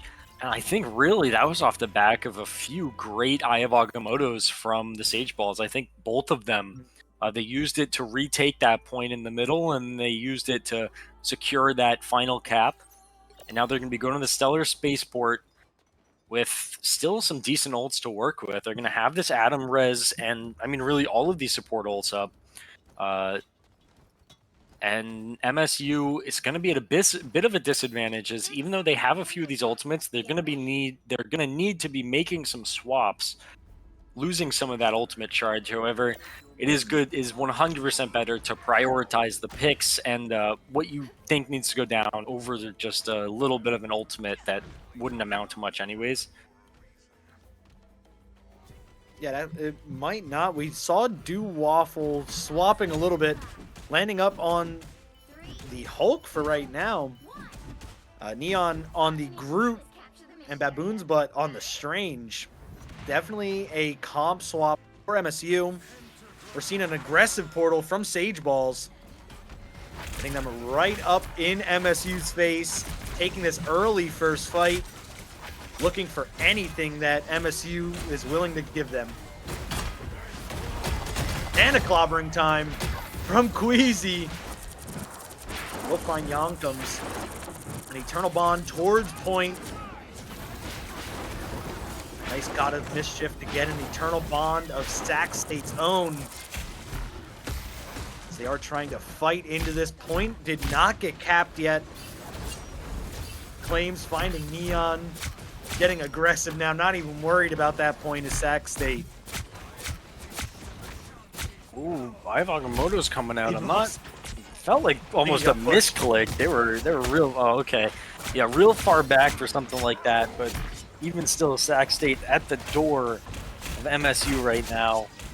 Still finding Neon. And just doing a phenomenal job keeping up this pressure. Have this Atom ultimate ready now with the supports. We're gonna have to see MSU making a few swaps now, because clearly what they're running isn't working. It looks like now we're seeing a Goats comp. 3 go all tank supports, 3 of each. There we go. That's something that we haven't seen. Little reminiscent of a little 66 shooter. We see Queasy clobbering time, but the invisible boundary was already down from Yonkums. Great play. The strangling prison now out of MSU. Baboon's Butt. A Karmic Revival from Kytrex to try to keep everyone up through it. Eternal Bond as well committed from Trash Panda. Edna staving that invisible boundary until the fight was on the point, giving Sac State that upper hand where it matters. So Prin will go down, but might self-res and then be able to go into this Karmic Revival. Agamotto's huge. We will see it come down. And that's going to be huge. Make it 3. Oh, but Hexic and Queasy roll out into that ult radius and start to clean up the revived team. As Sac State nears that 99%. I don't even know if we'll get another touch from MSU.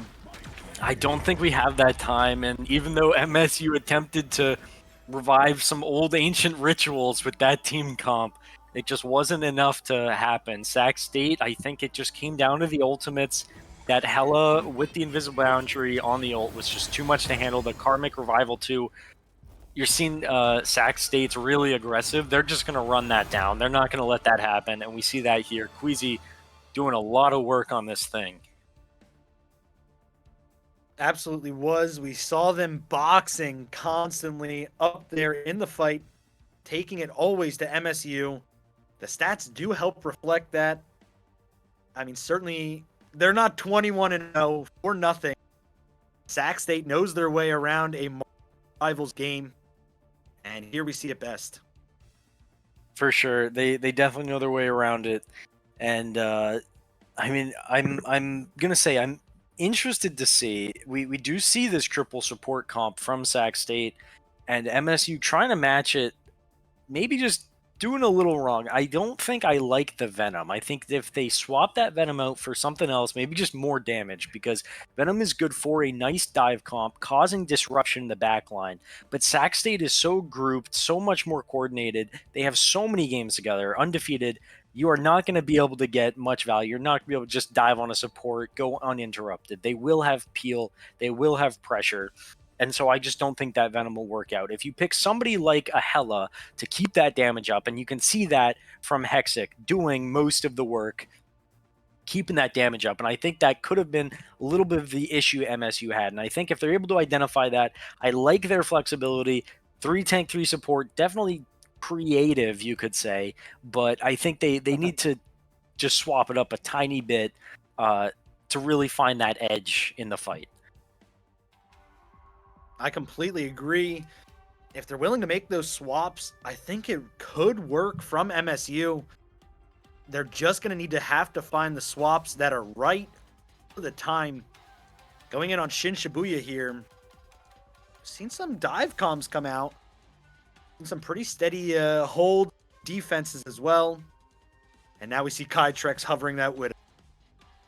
Yeah, I mean, I mentioned it at the start. It's dangerous. And that's not like, I'm not saying it's a throw pick, but I feel like it's the type of thing for Sac State. I don't think it's a point thing. I don't think it's an attack defense thing. I think it is just kind of a flex pick of like, hey, we're doing pretty well. We're gonna bring out the Widow. You know, we'll be a little dangerous. We'll see if they're able to respond to it. And I do think a good team can play into a Widow fairly well. The Widow is definitely a scary thing to deal with.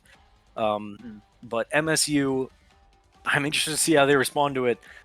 Nonetheless, though, with the bans, saving that Bucky now instead of getting the ban on it. I think they were the ones to ban it last time. Adam ban as well, doing most of the work for Sac State, getting rid of that. And I mean, even I was saying the flex pick of getting that Widow. I think even the save is flex enough. Almost just taunting MSU, saying, hey, this is what we're running. Go ahead and give us your best shot. Banning the double shields, definitely playing into this Widow as well, saying you're not going to have any cover. The best thing you got is possibly a Groot. Interesting as well, seeing the Hella ban as well. ECAC doesn't have a problem with that when they keep the Bucky open. Absolutely. I mean, a Bucky save, ECAC won't mind. I mean, I'm sure. Sac State with that Widow pick, or with that Widow save, I mean, like you said, I don't think it's exactly troll. Do I think MSU is going to ban it? Probably not. Probably not, but you never know. You never know. And Sac State is not gambling today. Hytrex wants to have fun on this Widow. And we're going to see just how deadly they can be with that double shield ban. A great pick and save and ban phase from Sac State here. Yeah, that will leave. I guess I didn't even notice the Wolverine open isn't something too common. We saw it earlier today on I think a third map, but the Groot team up as well with. I'm unsure if Claims might swap off the rocket just for the pylon, but team up with the Groot will be good. But I'm liking this Thor Groot on the defense. I think that's definitely interesting, as well as the possible flank watch. Silkprint just getting ready with that Namor. Like you were saying, I mean, with both of those shield tanks unavailable now, Groot's probably the next best thing, absolutely. And Sage Balls knows that. They're running it. They know MSU's probably going to run it, opting for that Wolverine. Not banned. I think that is a solid pick. Kytrex getting a little, agitated off that high ground. As Sac State's looking to make their way. See the Bucky take a nice first pick. Sage Balls and Kytrex responding with some of their own. I got a sniper. As the slower push now from Sac State. Not rushing on the point. Getting too crazy. Just trying to play their picks. Yeah, and that's exactly what they're doing. Mm-hmm. As we see Sac State find some really nice picks. All it is are these DPS just shooting from afar, causing some damage. As a Trash Panda on the Trash Panda gets sent back to the spawn room. And it looks like they're going to cap this point in just a little over 1 minute and 10 seconds with now 5 minutes 15 on the clock. Going to be rolling now, this payload. MSU, I mean, what do you do to answer this? It's a sniper, it's a up close Wolverine. It's just so confusing trying to deal with. Yeah, it certainly is hard. And it's just going to be open field, really, for the second point. We saw Hexic there abusing it with that Kraken impact. Getting those resets. 5 uses of that, just casually. Completely cleaning up MSU there. I think the answer might just have to be a swap off the 2-2-2. You might need a little more support. You might need another strategist. Instead of 2 DPS, I would say. As the squishier targets, Kytrex is just going to make mincemeat out of. As we see Poop Sniffer fall yet again. I don't know if this kind of defensive strat will work when you can't avoid these sight lines. There's too many of them. You will keep falling. Squeezy will fall. And I think doing something like prioritizing the tanks so the squishies do fall and you can push them pretty uncontested is the strat. But even now, Sac State has a lot of ultimates to spend, and we see the double ult from MSU supports. We do. We saw that last stand as well come out. MSU still dancing on this point. Yonkum's fighting for his life right now. Off, doing good work as they're finding picks. Sage Balls, 2 of their own, still up. Still a threat, but Poot Sniffer will take him down. And we will see MSU make this hold. And maybe I'm wrong. Is Poot Sniffer a sub? I believe so. I don't think we saw them last game, so we will. Yeah, they are definitely a sub. We can definitely see the power of them. We see MSU saying, "Okay, we need a good Bucky player," and that's part of why we saw the save. I think was just making sure they had it open for this person. Absolutely could have been a nice uppercut to get that reset. The Claims with a shot in the sky. Gosh, shuts it down. MSU will find the picks, however. That was a nice shutdown, but Sac State's actually starting to run into a little bit of a brick wall here. Yeah, I mean, 2 minutes and a half, 2:40 on the clock. Hexic with this Kraken impact now. That's one. Going on the second. Not going to find the third, though. And we'll fall the Boot Sniffer still, too. Just doing work on this Bucky in this second point. Absolutely is. We see the swap off of the Widow Kytrex to that Star-Lord. Definitely a bit more aggression. A God of Thunder from Dewwaffle. Unfortunately won't find anything. Kytrex, however, finding Dewwaffle. Ooh.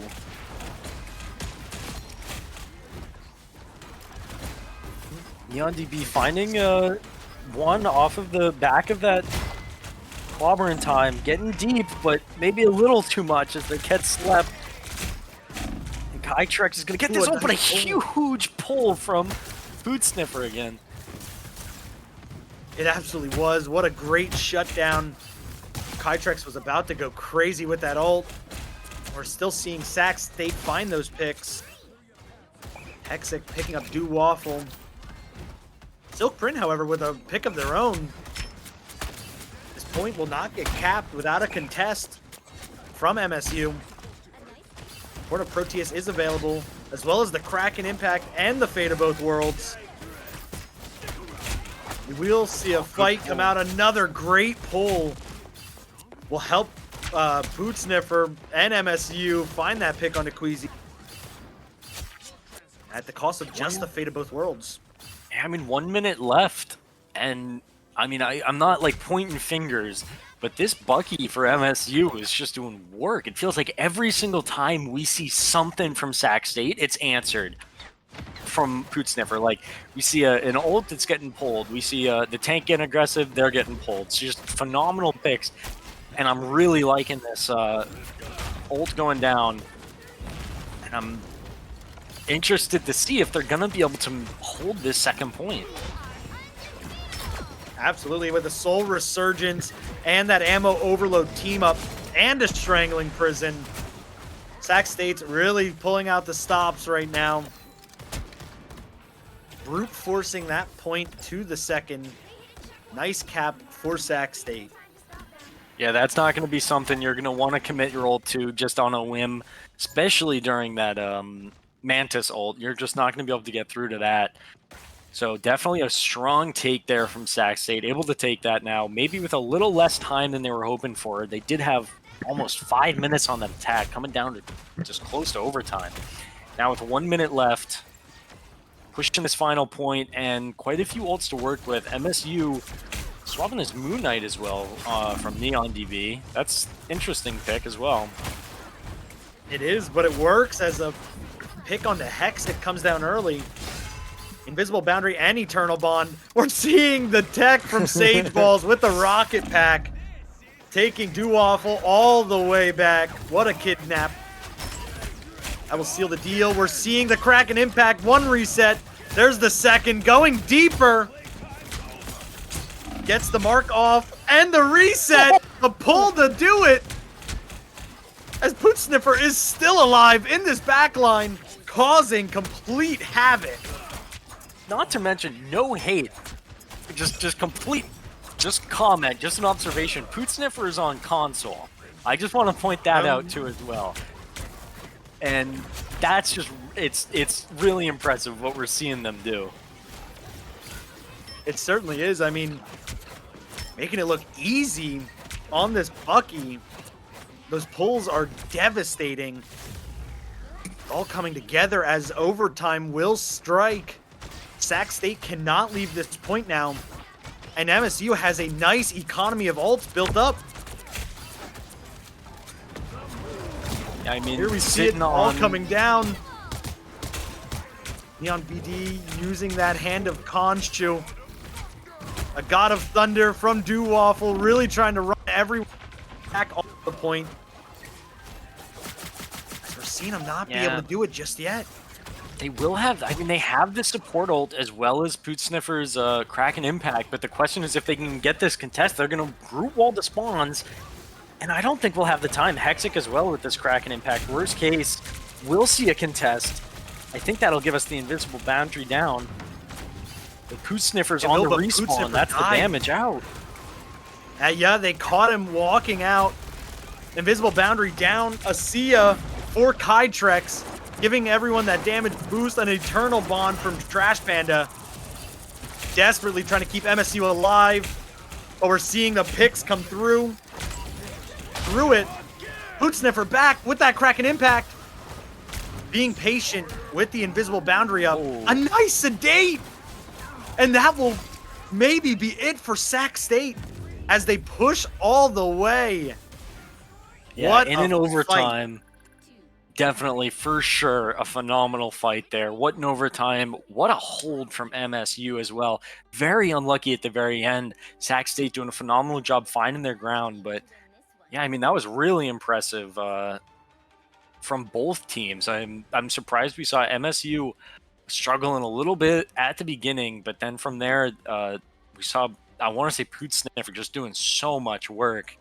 Them and DO Waffle on console as well. No hate to console players, but definitely pretty undisputed that PC definitely has the higher skill rating in most regards just because of the technicality, especially when it comes to somebody like a Bucky. You need to be able to flick, hit 180s, get those hooks, and being able to do that with the controller. I'm not sure Marvel Rivals specific ruling on like aim assist when it comes to PC lobbies either, but I'm interested to see, interested to know at least whether or not they have that, and if it assists, because I know in games like Overwatch, you can't use a keyboard and mouse in a console lobby, but you can use a you can in the other way around. So I'm interested to see how this game, if this game has that. But regardless, we're seeing MSU phenomenal hold. Sac State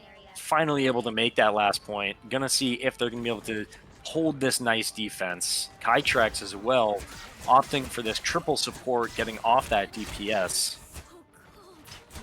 They are going for it. I mean, Kytrex on the Rocket, Claims on the Mantis. I mean, it's...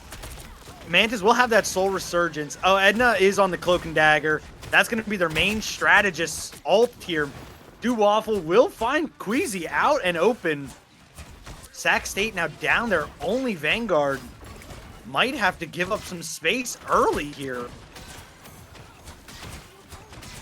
It's definitely not what they want to do. We're already seeing this contest on point. Whoa, that's an early ult.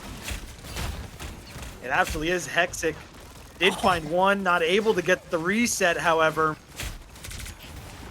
As we see the picks now come through from Sac State once that Vanguard returns. And that'll be a nice hold from them. I mean, most of the time, you look at the scoreboard, you wouldn't even know Hectic had ulted. I mean, they're down there a bit in percentage, but that was a really quick ult, quick shutdown as well from Poot Sniffer. I'm interested to see how this next one will go. Now that the Kraken Impact is on the other side, with this Rocket team up as well. Huge pull, though, will get out. Certainly was. We saw that ammo overload from Yonkums trying to provide the boost for MSU there. A Soul Resurgence from Claims, however, will send Sac State pouring into MSU's backline. Finding a few picks, but maybe getting a little too aggressive. Yeah, it might be an understatement. I don't know why we saw Claims up this far. Maybe they thought the rest of the team was up with them, and we saw Sac State trying to get up there as well, but brutal, but not getting that wall down first. Yeah, it did come out, did find its targets, but no follow-up just yet. Poot Sniffer, Silk Print in the sky, gets pulled down by Hexic. Still in this Galactic Legend, however. And as MSU are starting to find the picks, this point will start to get capped. Yeah, and I mean, I'm interested. I don't know if we'll be able to see the contest from Sac State. I don't know why they pushed up so far. They had that Cloak ult so deep. They had Claims just, I mean, I don't want to use the word, but almost feeding there with that ult, just pushing so many members of the team as the support. Maybe wasn't wise. Maybe just getting a little overzealous, and that slip up definitely cost them that point. We do see a nice pick now. Yeah, the Rocket, Kytrex used that for Hexic, I believe, but Poot Sniffer was able to shut that down real early there. As we're seeing this push still coming through. A last stand from Sage Balls. And a swap to the Captain America from Neon. A nice Eternal Bond and the Kraken Impact. Starting big, able to get the resets on the Loki clone. Oh, but unable to find the mark. Hexic, one with a Kraken Impact of their own. Forcing the invisible boundary out. Yeah, that's a pretty good trade, though. Downside being we do see Sac State falling and slipping a little bit on the second point compared to how they were on the attack now. MSU, on the other hand, only has one ult to work with, but it's definitely a strong one, especially when Sax doesn't have too much to respond with yet, as this Loki ult will come out early. Queasy did fall, got revived by Kytrex. We see Silkprint with that Galactic Legend in the sky. Trying to find any picks, will find Edna. Picks for MSU now.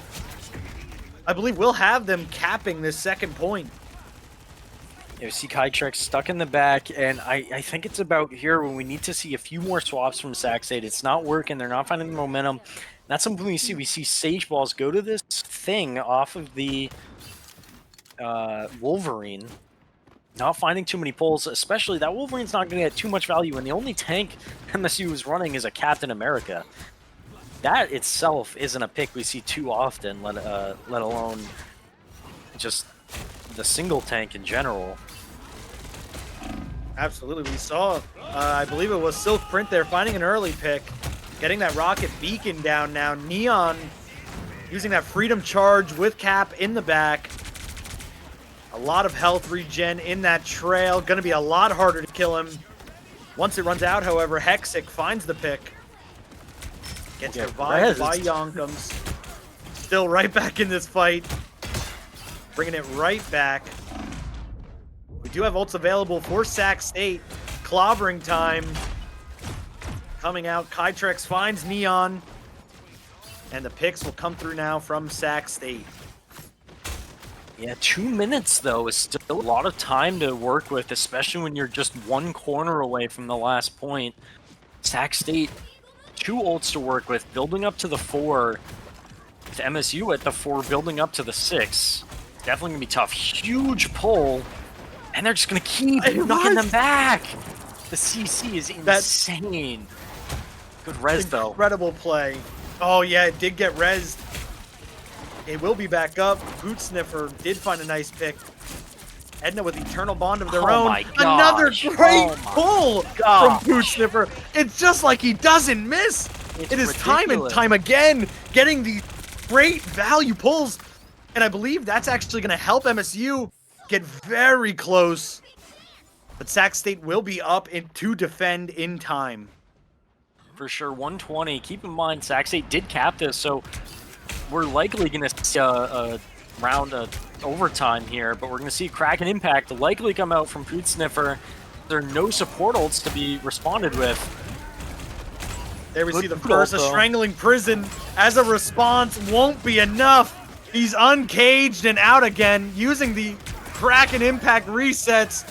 Boot Sniffer cleaning up the point. Oh my. And that will be MSU capping with extra time. Not to call it yet, but in the just off, not in the off, just if in this map, MSU takes this and Sac State does not ban that Bucky, I don't know what they're doing. Like, they're every single, I will say, I'm just going to say it. Every single thing we're seeing is because of what Boot Sniffer is capable of. We see a fantastic pull there onto the Cloak and Dagger, pulling them out of the Cloak and Dagger roll. Just, it seems like a huge pull onto Queasy at the start, pulling them so far back, followed up by so much CC. It is just absolutely ridiculous what MSU is getting away with when it comes to this Bucky. And Sac State, I hate to say it, the top team 21-0 can't find the response. Yeah, I mean, he's just looking too good right now. The ace for good reason. I mean, the plays that we've seen so far, Boot Sniffer looking like a great asset to this team. Certainly is a lot stronger going into this. And now, I mean, you got to be in that mindset that you're starting to take down the Titan, the #1 seed. You just made them bleed. You just took a nice round with time. I mean, you have 52 more seconds. Granted, that's not a huge bank, but you are up right now on the #1 seed. MSU has to be riding off of that high, and I hope it looks great from this defense yet again from MSU. Oh there my, we see it! Like right there. You can't make it up. It is just absolutely insane pulls. Finally, he will stay alive, though. Edna on the penny is going to fall from up top. I was liking that possible flank, but these tanks are just being thrown around. Who needs a Wolverine when you have is there an aim? Is there an aim stat for the poll? Because look at that Star-Lord poll. Because it's insane. It's ridiculous. What are we doing here? I mean, Poot Sniffer is just a demon with these pulls going again. Yeah, PC check. I mean, we got a PED check. Poot Sniffer after this one. Check. Like, PlayStation.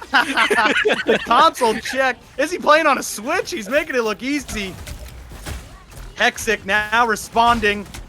Sac State in overtime on this point. Are up 1 in this fight. Poot Sniffer, Kraken Impact coming out, I believe, from both teams here.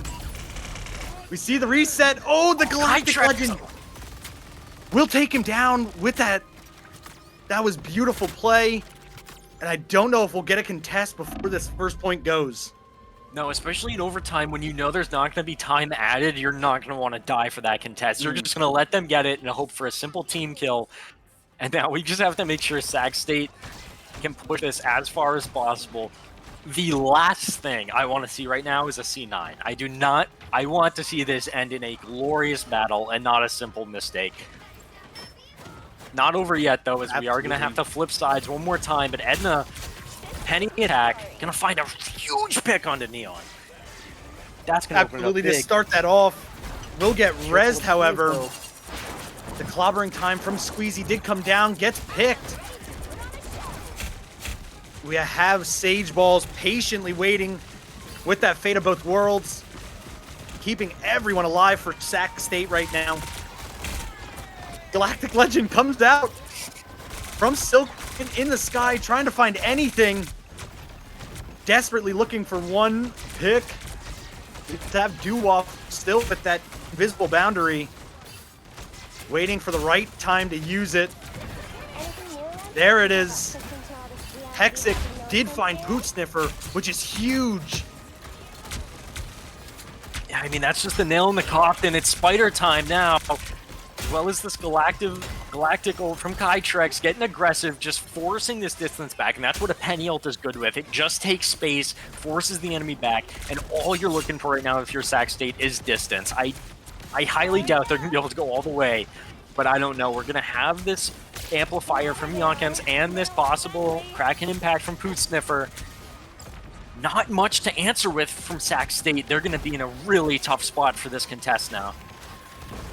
Yes, Sage Balls is going to have to build that Fate of Both Worlds quick.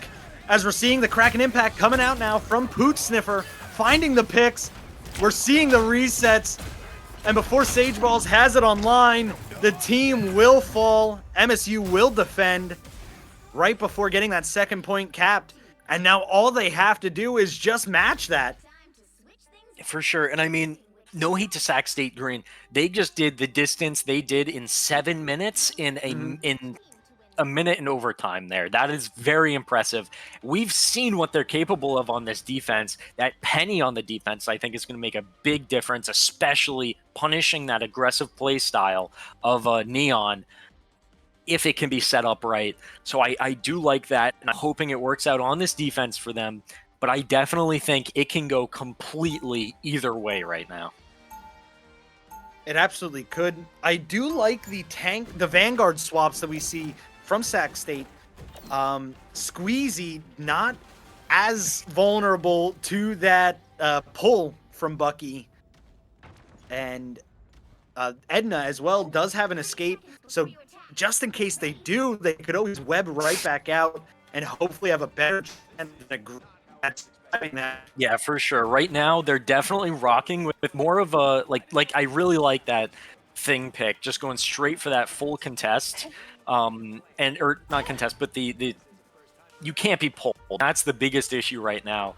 The Penny as well makes for a great defense, and especially in attack, if you can get that flank, that's good. But what we saw it for, that ultimate is going to make for a fantastic contest. Maybe a Captain America or something could do better, but right now we see Sac State just trying to buy time, just trying to do damage, and that's all they can do. So all it takes is sitting on all of these ults, waiting for it to hit overtime, and just taking one clean team kill to take them out, and that's what Sac State is going to need to hope for here.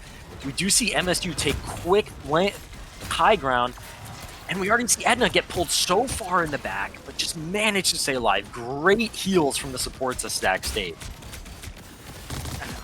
Very and that! unfortunately, Squeezy falls. There it is. That's what why the you penny play is the for. penny. Yep, absolutely. That quick Oh my burst. gosh. Boot Sniffer finding the picks now.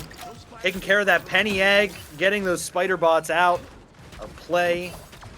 And MSU is on a roll right now. We might not even see a contest. No, we do have the members up, I think. Yeah, we do have the members No up, but they're going to contest. be able to hold much closer and around this first corner. A little bit better than MSU was. And I will say, I think that because of the range, the Thing is going to struggle on both of these teams a lot. I think it's really going to come down to these last-minute ultimates. 30 seconds on the clock. And absolutely going to go down. Yeah, taking care of that penny egg early. Being able to shut down those spider mines. Hydrex looking for a little bit of a flank right now. A nice combo from Boot Sniffer. Just bouncing them around. That was incredible. Just non-stop crowd control. That's all we've been seeing on the members of Sac State now. I don't like double stack. It's going to hit overtime, but they're going to be able to commit a lot. Oh no, now we have it. Okay, I see. I thought they double stacked Claims. the ult there. That is alright. Claims use the Luna ult first, and then Sage Balls follows up with their Luna ult. Alright, they are gonna have to get a nice team group up before touching this. We're seeing a lot of damage come down from Kytrex here. Has that Galactic Legend available. Will pop it early, find Silk Print. Eternal Bond from Trash Panda, keeping everyone alive. Hexic with a nice Kraken impact, marking a lot of the members, but unable to find the picks through that Eternal Bond. We're seeing, Kytrex with another huge pick, and a third. There we see the picks coming down from Sac State, and that will be it for Shin Shibuya. MSU Not only just shy. But just the point, I mean, that was incredible. That was probably the closest we've seen, at least, to Sac State to a loss. I mean, even that would have just brought the score to 1-1. I can't imagine going to a third map right now. Kytrex taking this MVP from Sac State. But, I mean, wow. Just phenomenal job. You look at Boot Sniffer here. 41 final hits. That is insane. That is just crazy. That is more than the rest of the team combined for the most part. Not they're close to it, but I mean 50k damage, just phenomenal pulls from MSU just at the very end. Sac State made sure they chose their target priority. They made the swaps they needed to. Neon was so tired of getting pulled. Squeezy was so tired of getting pulled going on that thing. We even saw it on Edna too at the very end on that penny. Just one pull, and then it's a push and a push and a pull, and it's just nonstop. And MSU definitely stood a very big chance. Fantastic attack and defense. But here we see Sac State proving why they are undefeated, and they do not crack under pressure. Absolutely not. Even when the stakes are that high, the match is that close, Sac State will still find a way to pull out with that victory. And I mean, MSU, you can't walk away with your heads down. I mean, what a fight you brought to the #1 seed. I mean, Sac State definitely had to go into some of their arsenal there, pull out some picks, and make it work in the end. But MSU, I mean, this was a very strong showing. Yeah, for sure. GG's, like, severely good game to both of these teams, and congratulations to Sac State for defending their undefeated title, now going 22-0, still holding this first place slot. Hopefully we'll be able to catch a lot more of these guys tomorrow. Absolutely. And I believe we are going to take a short break while we find our next match, and we will cut right back to that when we find it.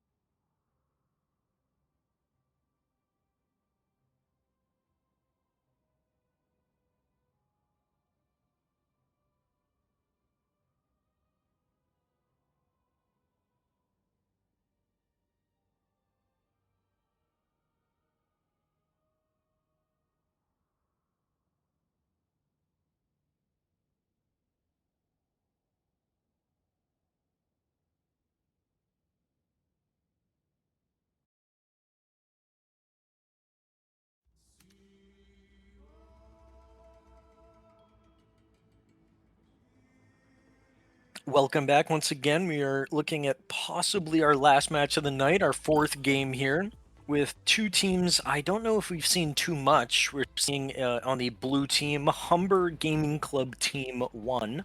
They're on a current record of 7-7, so they've played quite a bit, pretty even all around. So I'm expecting quite a bit out of them. And in the orange team, we have Ashland University, currently 6-5. So less games played, but tiny bit of a better ratio for their win-loss. So yeah, two brand new teams to me at least. I'm excited to see how they play. I absolutely am as well. We see the Bucky the Bucky save coming out from Humber, as well as the group ban. Pretty standard so far. A Loki and a Luna for Ashland, leaving just one ban each for both teams. And we see the Rocket actually from Ashland, pretty decisive on what they were saving and banning here, it seems. Yeah, definitely some interesting ones. All support touches here. Humber's club's pretty standard as well. Usually the Bucky ban goes against it if you don't want it, obviously. So I'm expecting a lot out of this 7-player. Going to be banning the Namor too, possibly maybe Spider-Man or more flank. I know never just hovering this possible Iron Fist or possibly Jeff. not ruling it out. We've seen the flank DPS Jeff. We have seen it. Didn't work, but we have seen it. Not to mention, I don't think we've ever seen a Jeff mirror yet. I don't think yet. I mean, or no, maybe on a game or two. I think I remember a Clintar game where we saw some fun Jeff play, but it's looking like we might see it here, as Vasukia and Never seem to be locking in these picks with the Jeffs. Maybe just going for that speed buff out of spawn with those bubbles, but we will see. You know what? I mean, that is a possibility. However, Ashland swapping into this Luna gives me the idea they might just be getting that that team up, but I don't know. It'll be it's like a Symmetra TP, you know. Are they gonna stay on it out of spawn, or what's going on here? You actually see, I think both teams. Nope, Never will make the swap, just opting for that speed boost. But Vasukia, seeing it through, running up to the door, actually keeping these bubbles pop. We might see a little bit of a flank. DPS Jeff here with that chilling charisma team up. I mean, definitely isn't the worst thing in the world. Gonna leave your team out a bit, but find a pick onto the Hela. Pick for both teams on the field now. Gonna be looking for anything. Yeah, Humber getting some decent space, looking like they will cap the point. Ashland gonna be trying to take this space. This triple support with only the one tank is gonna have trouble making that space, especially into this thing Magneto comp. Gonna be a lot of damage up to take. Bill can find a really nice long range pick. He did. I mean, comes right out of spawn, finds that one. Zenith with another pick onto 11. I mean, Humber's starting to get a little aggressive even with these picks, finding them continuously. Able to just take this space, really. Beautiful pull from 7. As we Absolutely was. Immediate execute onto the Magneto.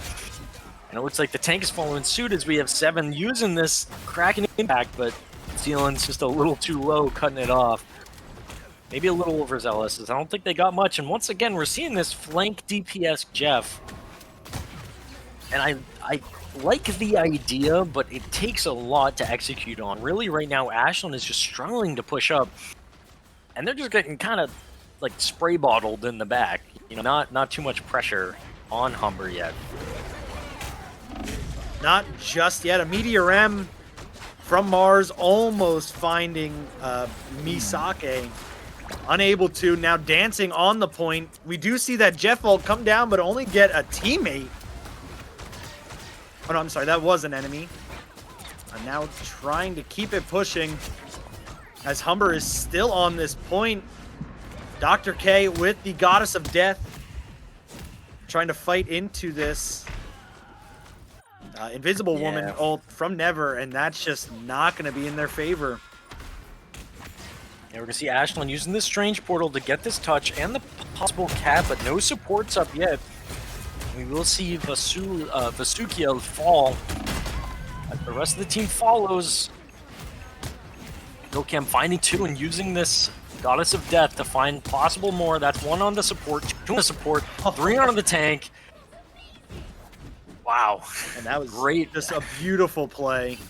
Humber taking that one pretty definitively. What a Goddess of Death there. That was awesome. Bill. And Humber looking very strong going into the second round here. For sure. And I mean, if you're Ashlyn, you got to wonder what went wrong. I think there's a few things I could maybe point my finger at, but right now, at least, looking at the team comp, it's looking a little stronger with the 2-2-2. I like the magic pick.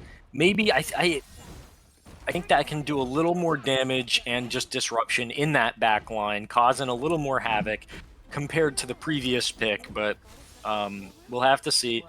Instead, maybe rocking with this triple tank.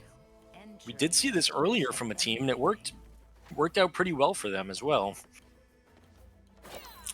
It absolutely did. I mean, we will see the swap off, however. We do have the Gamma charge from 11, and going to enable that Unibeam to just do devastating damage. As we see Mars zip up right away, ready to take this fight to Humber. Yeah, we don't see too many Iron Mans picked either, so picking that, let alone with the Hulk, I'm surprised we're not seeing a Strange with it. Absolutely. I mean, if you're going to go for the team up, go all the way. It's a good team up. Vasukia opting for that Magneto. Does fall to DP. As Humber will start the cap. I believe Ashland is up in picks, however. So we might see a quick swap right back. A nice uppercut in the sky. 7 will take down Mars. It is a no-fly zone on the point. Yeah, I mean, 7 doing some work, but just managed to get caught out. Ashland just taking that high ground and felt like a very slow take of just getting the necessary picks and then taking the space. And we see that now. Finally in contest, finally getting control of the point. The question is if they're going to be able to hold it. So we do see a lot of ults on either side, though. This maximum pulse from the Iron Man could go pretty crazy. It absolutely could. We're going to have to see where it comes out. We start with Bill finding Dr. K yet again. 7 with a nice pick onto 11. Hellcow is dancing on the point, but that's not stopping the destruction around them. As Humber is dismantling their team. A great crack and impact as well from 7. Yeah, I mean, that was a beautiful chain as well as killing through and with the help of the Luna ult. Not something that always happens. Now we see Ashland with 5 ultimates ready to go.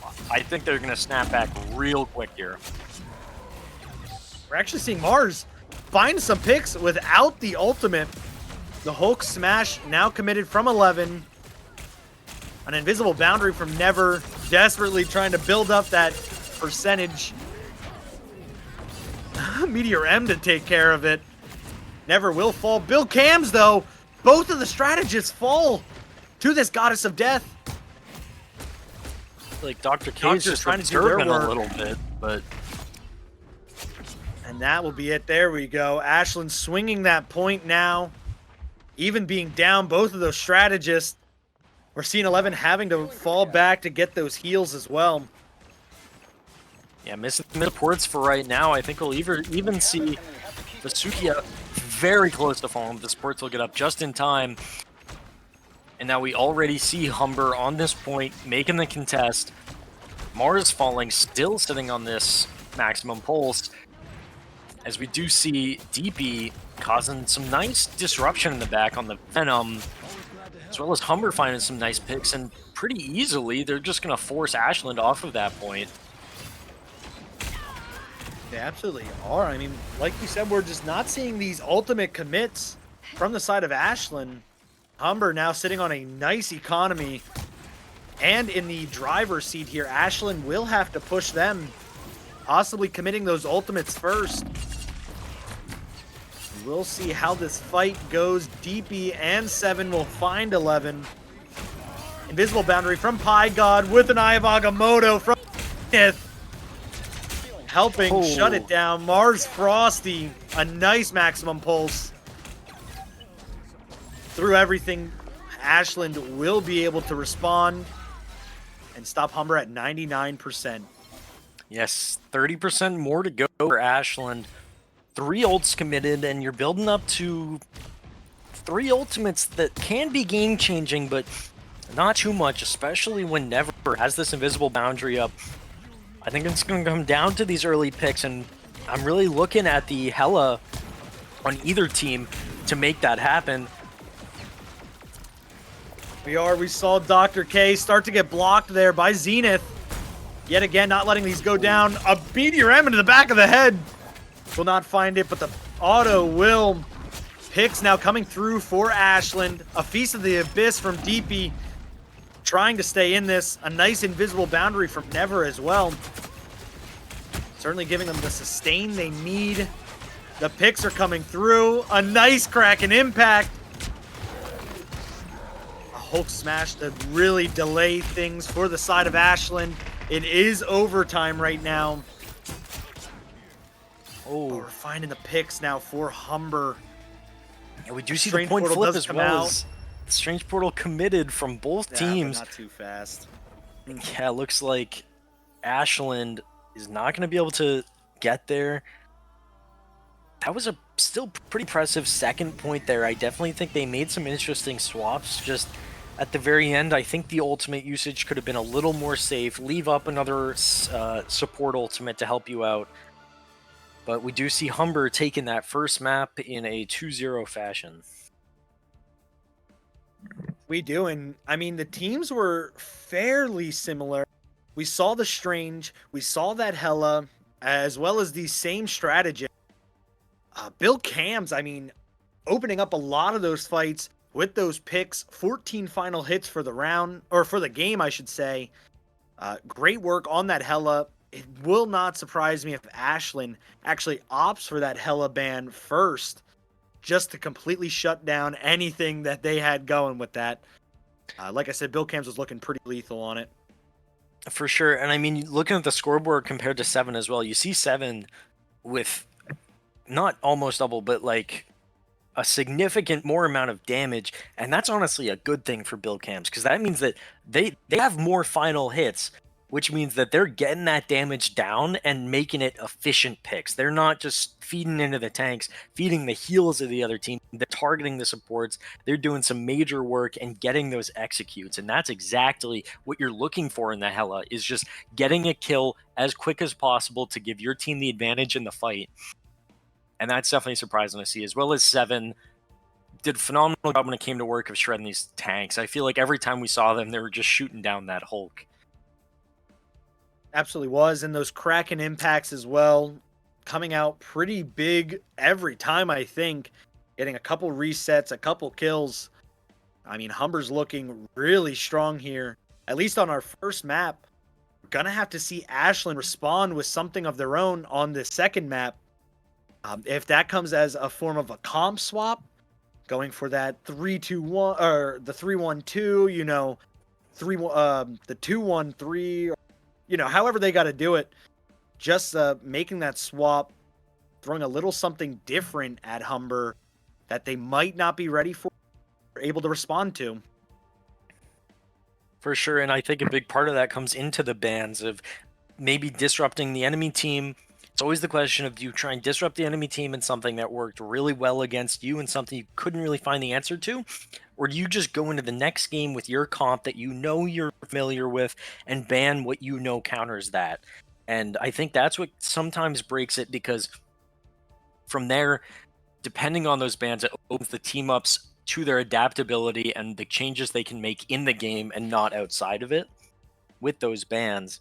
So I don't know. It's really going to come down. I wouldn't be surprised if we see that Bucky ban now from Humber Gaming.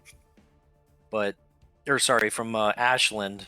But yeah, I believe, did we see, I don't remember the specific picture bands. Did we see a save on the Bucky at all? We did. I believe Humber had that save. It was right after the group ban. It was the Bucky save for them, yeah. Okay, well, yeah, I wouldn't be surprised if we do see that possible ban now from Ashland first try. Yeah, we will absolutely see. Like I said, the DPS just doing work for Humber. They do have 2 bans. Do they want to ban those 2 staples that they just saw Humber running? Or will they opt for those strategist bans they did in the first map that maybe they're more comfortable with? Yeah, but like I said, they recognize that issue very first. They're getting that Bucky out of here. I wouldn't be surprised, though, if 7 has an answer. A hella save here for Bill would not surprise me, I think. Humber definitely knows Bill was laying down those shots, getting those kills, and there we see the save as a result. For sure. I'm interested to see Ashland's pick now. Because, I mean, there wasn't anything, maybe that Iron Man, it felt like that did a significant amount of damage, but that's the question, if they even want to try and run that again. It didn't work successfully. They're going to opt for the Luna save. I know they did that last time as well. Possibly going for another support ban, maybe a Rocket, I think is probably their best bet, especially where we see Humber hovering that. And I'm not sure, I don't think we saw it last round, but does definitely do some work with these reses. Loki, though, is significantly a pretty good ban. Yeah, that was Ashland's first ban on the last map. Definitely just a grudge. Loki in the right hand feels unstoppable. It makes the team feel unkillable. So going for that ban is in my opinion, that's a very strong ban. Never know if Humber has that Loki in the arsenal. For sure. As well as this Magneto ban from Humbra, they already know these tanks that they want to lock on this defense. So I think the question is if... I mean, not really the question. They're banning the tanks that they know would cause some disruption. The Magneto bubble will make it hard for the DPS. The Groot wall, heavy counter, especially with the lack of wall break. But we are going to see Bill Cams on this Wolverine, which is open, and that's going to make likely Dr. K's life a bit of a living hell if they play it well enough. But I don't know, running this single tank, this triple DPS, might be what they need to crack Humber in this double tank type of thing, because they are running very, very tanky tanks, to be fair, especially with the healing they have, hard to take down, especially when they ban that Groot too, where you do rely on those walls. I completely agree. I mean, like I said, I think a comp swap will be huge for Ashland here. Gonna have to see how the execution goes. It is nice to note that since that Bucky ban came through, Bill Camp's even foregoing that hella pick, giving it to 777, saying, listen, your main got banned, you can have mine for a change. I want to play this Wolverine. And like you said, sure, Dr. K is gonna have a target on his back for that Wolverine. I see Bill even lurking already. Getting shut down early, but we will see what happens. Already a kidnap! I saw Dr. K get nabbed over that wall. Having to use that jump to get right back up. Oh, and Mars with a great opening pick onto Never. Sending them down one strategist. Humber is going to have to play a lot more conservative right now. Yeah, and now we already see Ashland getting some progress on this point. No more picks yet, other than that strategy. Bill Cams and 7 falling now. And I mean, right as I speak, we see the rest of the team immediately falling. Never's just going to have to fall back. As I think most of Humber, Humber will be up for the close spawn at least. So they should be able to hold this fairly close, but that is a quick cap from Ashland, just under a minute and a half. Leaving them now with a 5-minute timer for this second point. A lot of time to work with. and already pushing up around this corner, making sure they don't get caught in this choke.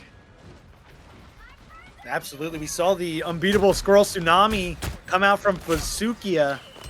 Unable to find too much. It's still going.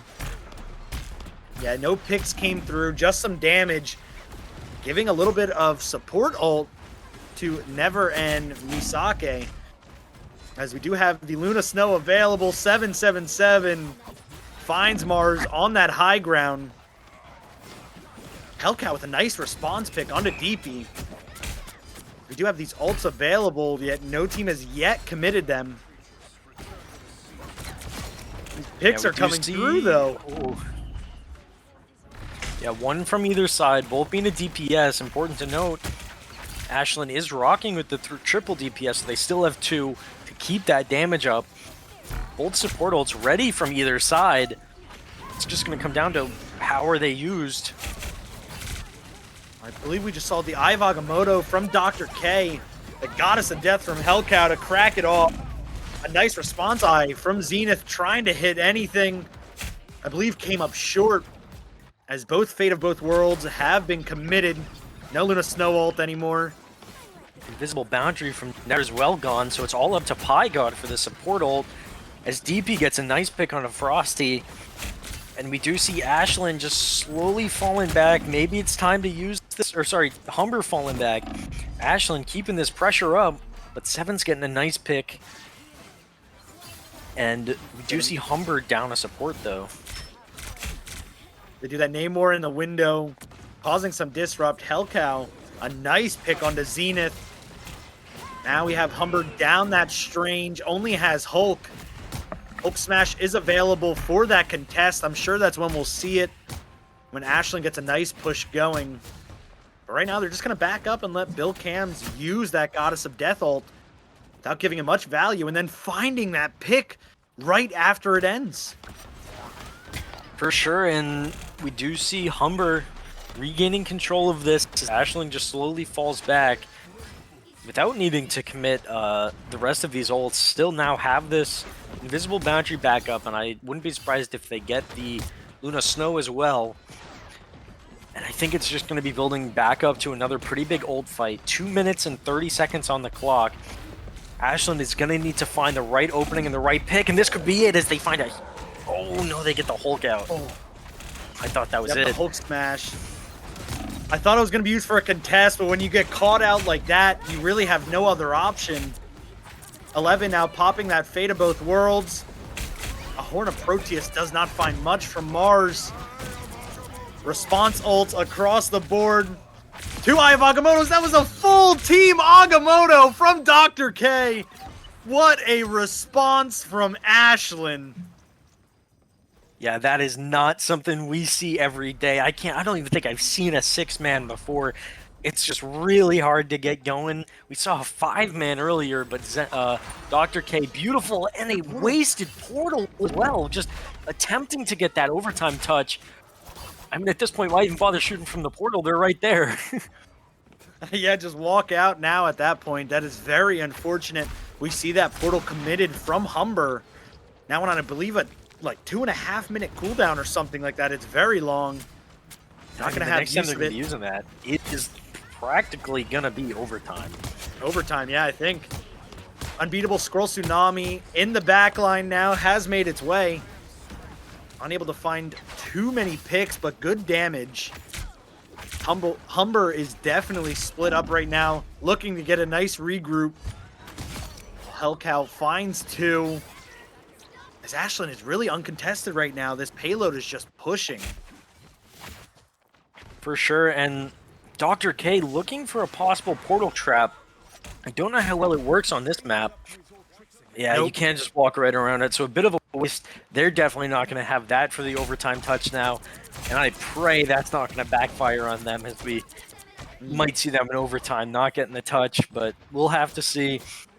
2 minutes left and not too much further to push. It's looking in favor of Ashlyn now, using this Invincible Boundary. Oh! That Horn of Proteus from 777 finds 2 picks. That was huge for the side of Humber in stopping this push from Ashlyn. Now about a minute 30 left in the bank for Ashlyn. They're going to have to regroup and really hit this next attack hard because their time is really starting to dwindle. Yeah, I mean, we saw Pygod and Vasukuya on the very edge of that. So I think it was the Luna Snow ult that increased the damage there. Important to notice as well, DP off of what I think was a tank, now on this triple support. Even a solo tank, but oh wow, great horn there. But these triple support could make a pretty big difference, as well as having this res up on the defense could be huge right now. It looks like they are going to save, just back up and use it as an overtime play. Dr. K, though, does have this strange ult ready to go. DP using that Karmic Revival, maybe a little close. An Agamotto will find him, and him alone. Dr. K quickly picks up that pick, but DP will self-res. We do have 2 picks for either side right now. An invisible boundary on point, committed from Never. Bill Cams on that Hella, finding those picks, getting those secured kills, and it's looking promising now from Humber. And something we would love to see right now on the attack is a Strange Portal. Unfortunately, that we will not see. And I don't know if we're going to get this overtime contest. We will just barely get a touch. 11 dying, though. 7 finding 2 picks. Make it 3 with the help of Bill. Yep. It's at the point where, yeah, you guys touched, but 7 dismantled you before you even got there. So is it really a touch? I mean, that is just stalling time there, and great hold from Ashlyn. And like I said, had that been, and it wasn't just 11 just rushing on point and dying early and then just feeding picks, if that was a full 6-man dive on point with a Strange Portal, how much of a difference would it have made? And that's something I wonder and think, was that attempt at a possible spawn trap even worth it at that point? I think most of the members were even out of the spawn when that happened. So that's just not something you can see happen. It's really unfortunate, but that's how it goes. Hopefully Ashlyn's hopefully Ashlyn's able to reflect on that, have a bit of a better attack instead, or defense now. Humber now on this attack, and I mean, I'm looking at the stats here, and I'm not seeing anything stand out too much. We're seeing Zenith on this Strange not doing too much, but I think it just comes down to the utility. Absolutely. The stats don't reflect everything. It's when and where you're getting this damage down, this damage block, this healing.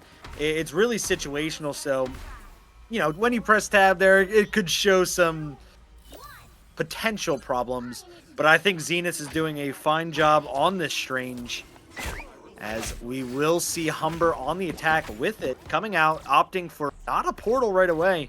We usually do see that, but I personally like going first. If this first push does not work, then you have that portal to maybe take Ashlyn by surprise. Yeah, because then otherwise you're just stuck. If you do lose that first initial portal push, you're just stuck and banging your head down the one same choke. Plenty of options, though. You can choose the side, and we will see that. We see a really nice flank from DP, and I like this. Oh, they will get out, though. Possible nice picks, but Ashlyn's going to find 2, and I think that just might be the shutdown that Humber needs. That certainly is what it looks like, as these picks are still coming through. A nice volley from 7 onto Dr. K. Some bodies are still up for Ashlyn. Humber does not have this point open just yet, as this contest is still coming through. Bill Cams will be there to help clean up. And now a little staggered. I think Ashlyn better just reset, get a nice group here. Yeah, I don't think we'll see a touch, and I think that's right about maybe just a few seconds later, right about the same time as Ashlyn had on that first point. So yeah, they're gonna have the same time pushing the second point, playing fairly evenly. And I will say, I think that this name war is doing a lot of work. Both teams using this Luna Snow team up. I know we saw Never hovering the Jeff charisma. at the start as well, but Mhm. we do see And not this making triple support working pretty well for Humber. It absolutely is, and I mean, we see Seven with a couple of those volley picks as well. Really strong soul bond util from Adam. Unbeatable Squirrel Tsunami comes out from Vasukia. Unable to find too much as Humber just kind of play back a bit, take care of it. A nice Eye of Agamotto finds 2. Never is ready with that invisible boundary. We did commit 2 strategist ults for Humber, as Ashlyn just has 1 on the field right now. Pygod with that invisible boundary in the back pocket, ready to use it whenever Ashlyn may need it. Dr. K falls without it coming out, however. Yeah, we're seeing... There we go. Now Pygod uses this boundary maybe a little late for the strangest taste. Huge stun with that, too. Hitting 3 with that Horn of Proteus. Karmic Revival comes out just to get Zenith back up. And I'm wondering, I feel like, correct me if I'm wrong, I feel like we just saw Zenith having this Eye of Agamotto. Did it get stunned somehow, like by a freeze? Or did it get an early cancel and refund the 50%, or no? I was not paying attention to that. He just might have. I'm not Oh, it too looks like sure. they are this- stuck. No, okay, Dr. K will get in, but too late. Now 4:45 on this last point, and it's all up to Humber now. If they cap this, they're going to win this point. Finding 2, great momentum already, but Sukiya finding 2 of the supports. Make it 3. Yeah, that Squirrel Tsunami there doing work in the back line.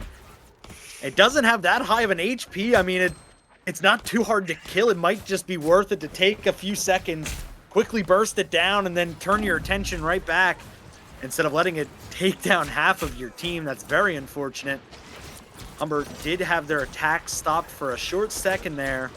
Now looking to get right back at it with DP on this Storm pick. Don't think we saw that this game just yet. Dr. K's Eye of Agamotto falls short, not catching anyone. Yeah, that's a little unfortunate too. It felt like a lot of Ashlyn wasn't there even if it did hit someone. And now we see Humber just running them down. 3:30 on the timer. It's looking a little rough for Ashlyn now, as it just feels like they're feeding Seven. Playing this DPS Adam, finding some great picks. Still has all 3 of these support ults. I mean, we're only 20% off of all 6 ults for Humber. And Ashlyn is in a similar spot without Dr. K, just alone on point. Zenith finding the melee kill and the huge Agamotto. Nice play from Zenith there to really close the door on Ashlyn.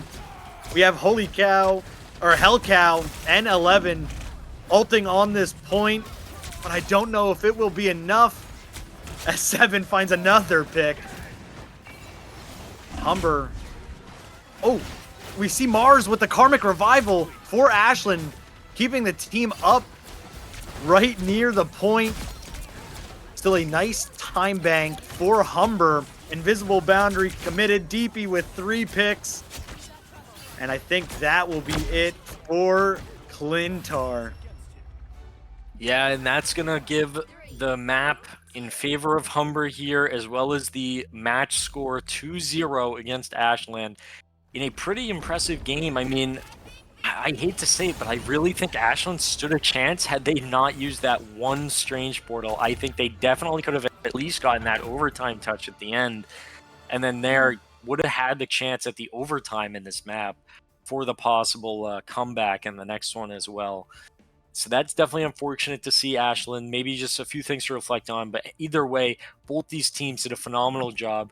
I mean, you see here, I just want to point out, Vasukia playing a lot of, they're on the Squirrel Girl at the end there, 27,000 damage. That is more than 10k, or 11,000 more damage than Humber's most damage at 16. So that is just crazy impressive. Ashland definitely had the damage up, doing some work. I think Humber just had the better team play. Ashland felt very separated at times. and I think they just need to regroup just a little bit more if they in their future games. I agree. I mean, one thing to mention is when you have that high of a damage stat, but just not as many final hits, I mean, it gets to a point where you're just charging up the Humber's strategist ults, which is going to allow them to have that basically every single fight if you're not able to find these kills.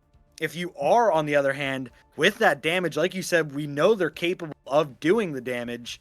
It's just a matter of finding the picks, securing the kills, and I think one reason for that is why Humber takes this away here. For sure. GG's to both of the teams here. And congratulations to Humber for this win. That's going to bring their record up now to an 8-7, finally making it positive, not just level, I guess. But I think that will be our last match of the night. We had some pretty exciting games tonight. I enjoyed a lot of these. And I think tomorrow it's going to be even more exciting. We're going to have a few of the big teams hopefully clashing. It's going to be the last few hours of this tournament, looking for all these teams to fight for that first place slot.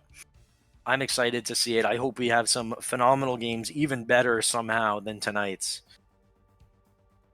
Absolutely. And like you said, GG's to both teams. Thank you everyone for coming out, tuning into the stream, watching some Marvel Rivals with us. This is the last weekend for the regular ladder play, as I believe next weekend will be a bye week for teams before getting into playoffs for Marvel Rivals to determine who the number one is at the end of this tournament. Yeah, and so again, be sure to tune in tomorrow. I think we should be starting around 6 or 7 for that as well. I've been Althea, joined by Inferno and our observer Beldia.